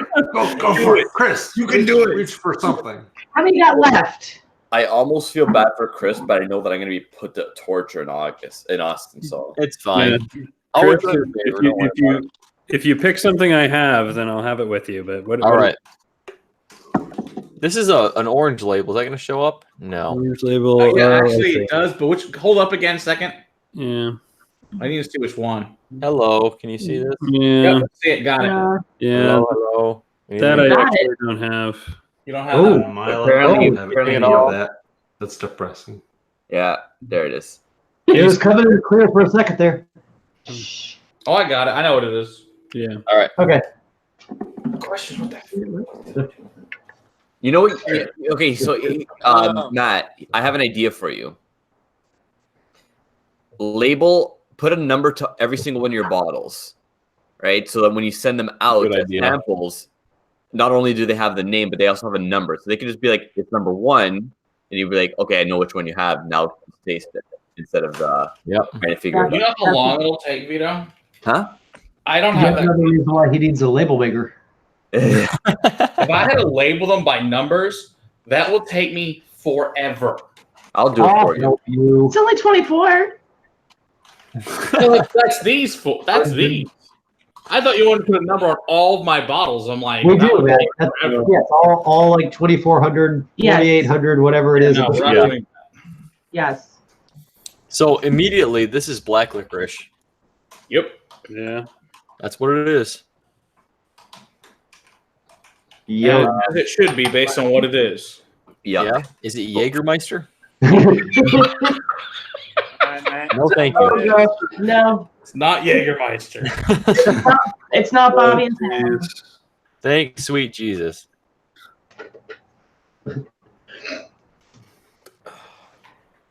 That would just be mean. I would not do that to you. Yeah, I appreciate it. Oh, I Andrew's mean, black licorice is what's taking over my nose. is in. There's a lot of black licorice. Yeah. I'll give you that. It's also the lowest proof thing you've had tonight. Yeah, I was gonna say proof is very low. It Super seems. low proof. I think we should after this one call it a night. That's probably an excellent idea. How dare you, Vito? Damn you, Vito. I gotta pour concrete in the morning, guys. So That's your problem. What? You could sign off. All right. I mean, we have to call it a night. Why are you trying to ruin my fun? How do you lift Okay. it? How do you lift the bag, Vito? It's not even midnight here yet. Yeah. Also, Oh, I have some Brujeria at 62 point. That's good. Oh, 62.9. Yeah, that's a good call. Okay, you Matt, twisted my arm on that. Tell them what it is. Let me just twist your arm a little Right. bit. Also, how is Vito being the voice of reason? I don't understand. Yeah. I don't know. Stop being Usually I am weirdly as the parent, but whatever. Vito's not drunk's the problem. no. There is that. You notice how quiet I am? I'm drunk. I can't even read. Drink more. I can't even read. I reach a point and then I fall off a cliff and then there's a point where I just explode back up into like some fucking fury of pixiness. You get your second wind. Yeah. But yeah, right Third. now it's like ugh. All right, so I just took my first sip of this, and it's kind of like water at this point. Yeah, compared to what you've had, it is. Yeah. But I wanted to send you this one just because it's another of the ones on the Texas Trail. Yeah. Anyway, this is a Ben Milam. It's their rye. It is only now. I have two different versions of this. This is their lower one. That's the older one I have of them. It is 40%, so it's only an 80. The cool thing is, Heather Green just took over as their CEO and master blender. So I'm really excited to see what comes out of there. Once in a while, he's making noise in the back. So it should be really cool. No, it's actually still really good. It's not Good. It's just Matt. Is that I think you Kentucky? need something to make it do that. Yeah. Yeah, because like. Matt, hmm. is that So, MGP or so Kentucky? this is what Brad pulled out of sample wise. The Balcones Brujeria, which is malt finished in sugar cask. That's the one. That's literally the bottle. that this is from. This is literally the bottle, yeah, actually. Hey, Robert, what were you saying? I was saying, is that MGP or Kentucky whiskey? The Ben Milam? Like I said, I don't think they make this one. This one it's got to be MGP because it's distilled in Indiana. Yeah, it's Yeah. MGP. But yeah, they blended it. But I guess they're laying down barrels now. So this is not their own product itself, but it is aged here, but not theirs yet. Their new stuff will be there. So I have some of their newer stuff, which I think is significantly better than this one. But I wanted to see what you thought of it because it's their first one came out. honestly, it tastes like MGP. Yeah, it does. should. It's got that like MGP sweetness, All right. Funny thing is it's won awards. That's the funnier part. It's not bad. It's not by bad. any means. It's good whiskey. It's No, just I really mean low proof. MGP isn't really good or bad. It just No. is what it is. It is. Oh, I mean, MGP is probably one of the best distilleries on the planet. Yeah, For sure. I mean they do a lot of good stuff. Yeah. They get a bad rap. Considering how many people get their whiskey from MGP, though, I wouldn't Right. disagree with you, Robert. I mean, like they're definitely one of the big players in the whiskey world. Mm-hmm. For sure. There's tend to be very consistent, and they do a great job. Yeah, They really do. They really do. I mean, everybody raves about Eleanor, right? Good point. That's Sure. true. That's what I it is. mean, And it's it's made several You're right. $100s on the secondary market. I mean, what can you True. say? they're right. And it's good quality cask strength bourbon. It's tasty. It is. stuff. I mean, it's perfectly fine. I mean, Yeah. there's nothing wrong with it. I got no at problem all. with it. No. It's, Hey, as long as you're honest where you get your stuff from, it's all that matters. yeah. Exactly. 100%. As long as it's not a secret, then it's all good. Exactly. MGP My cask arm. and We're MGP. gonna go MGP. Mhm. Andy wants to know if the top 50% of all entrants get an award at the show. It's probably true. It's It fair. depends on the award show. Most of them, what they do is they award what they consider they give awards to basically what they think is a bronze quality, what they think is silver quality, and what they think is gold quality. I don't really like the way that most competitions do awards for spirits, but It kind of is what it is. Yeah, I I've recently never seen Johnny Walker Red get double gulp though. I can't say that.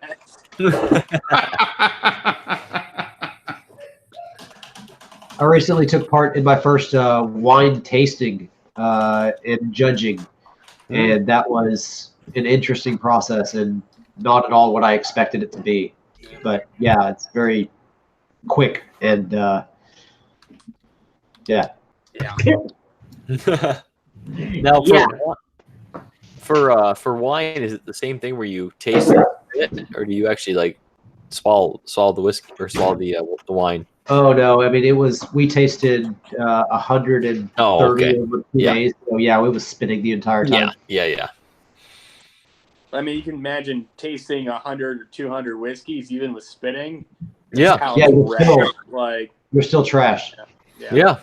Even with that much, that's ridiculous. Yeah, just the tiny amounts that you're swallowing each time, the tiny amounts that are getting into your pores and your mouth. With Texas whiskey, it doesn't take that much. No. It does not. That's for sure. Oh, God. All right, well. All right, we're going to let Vito go to sleep, guys. I think. Yep. Vito is passing out. Vito, the scapegoat.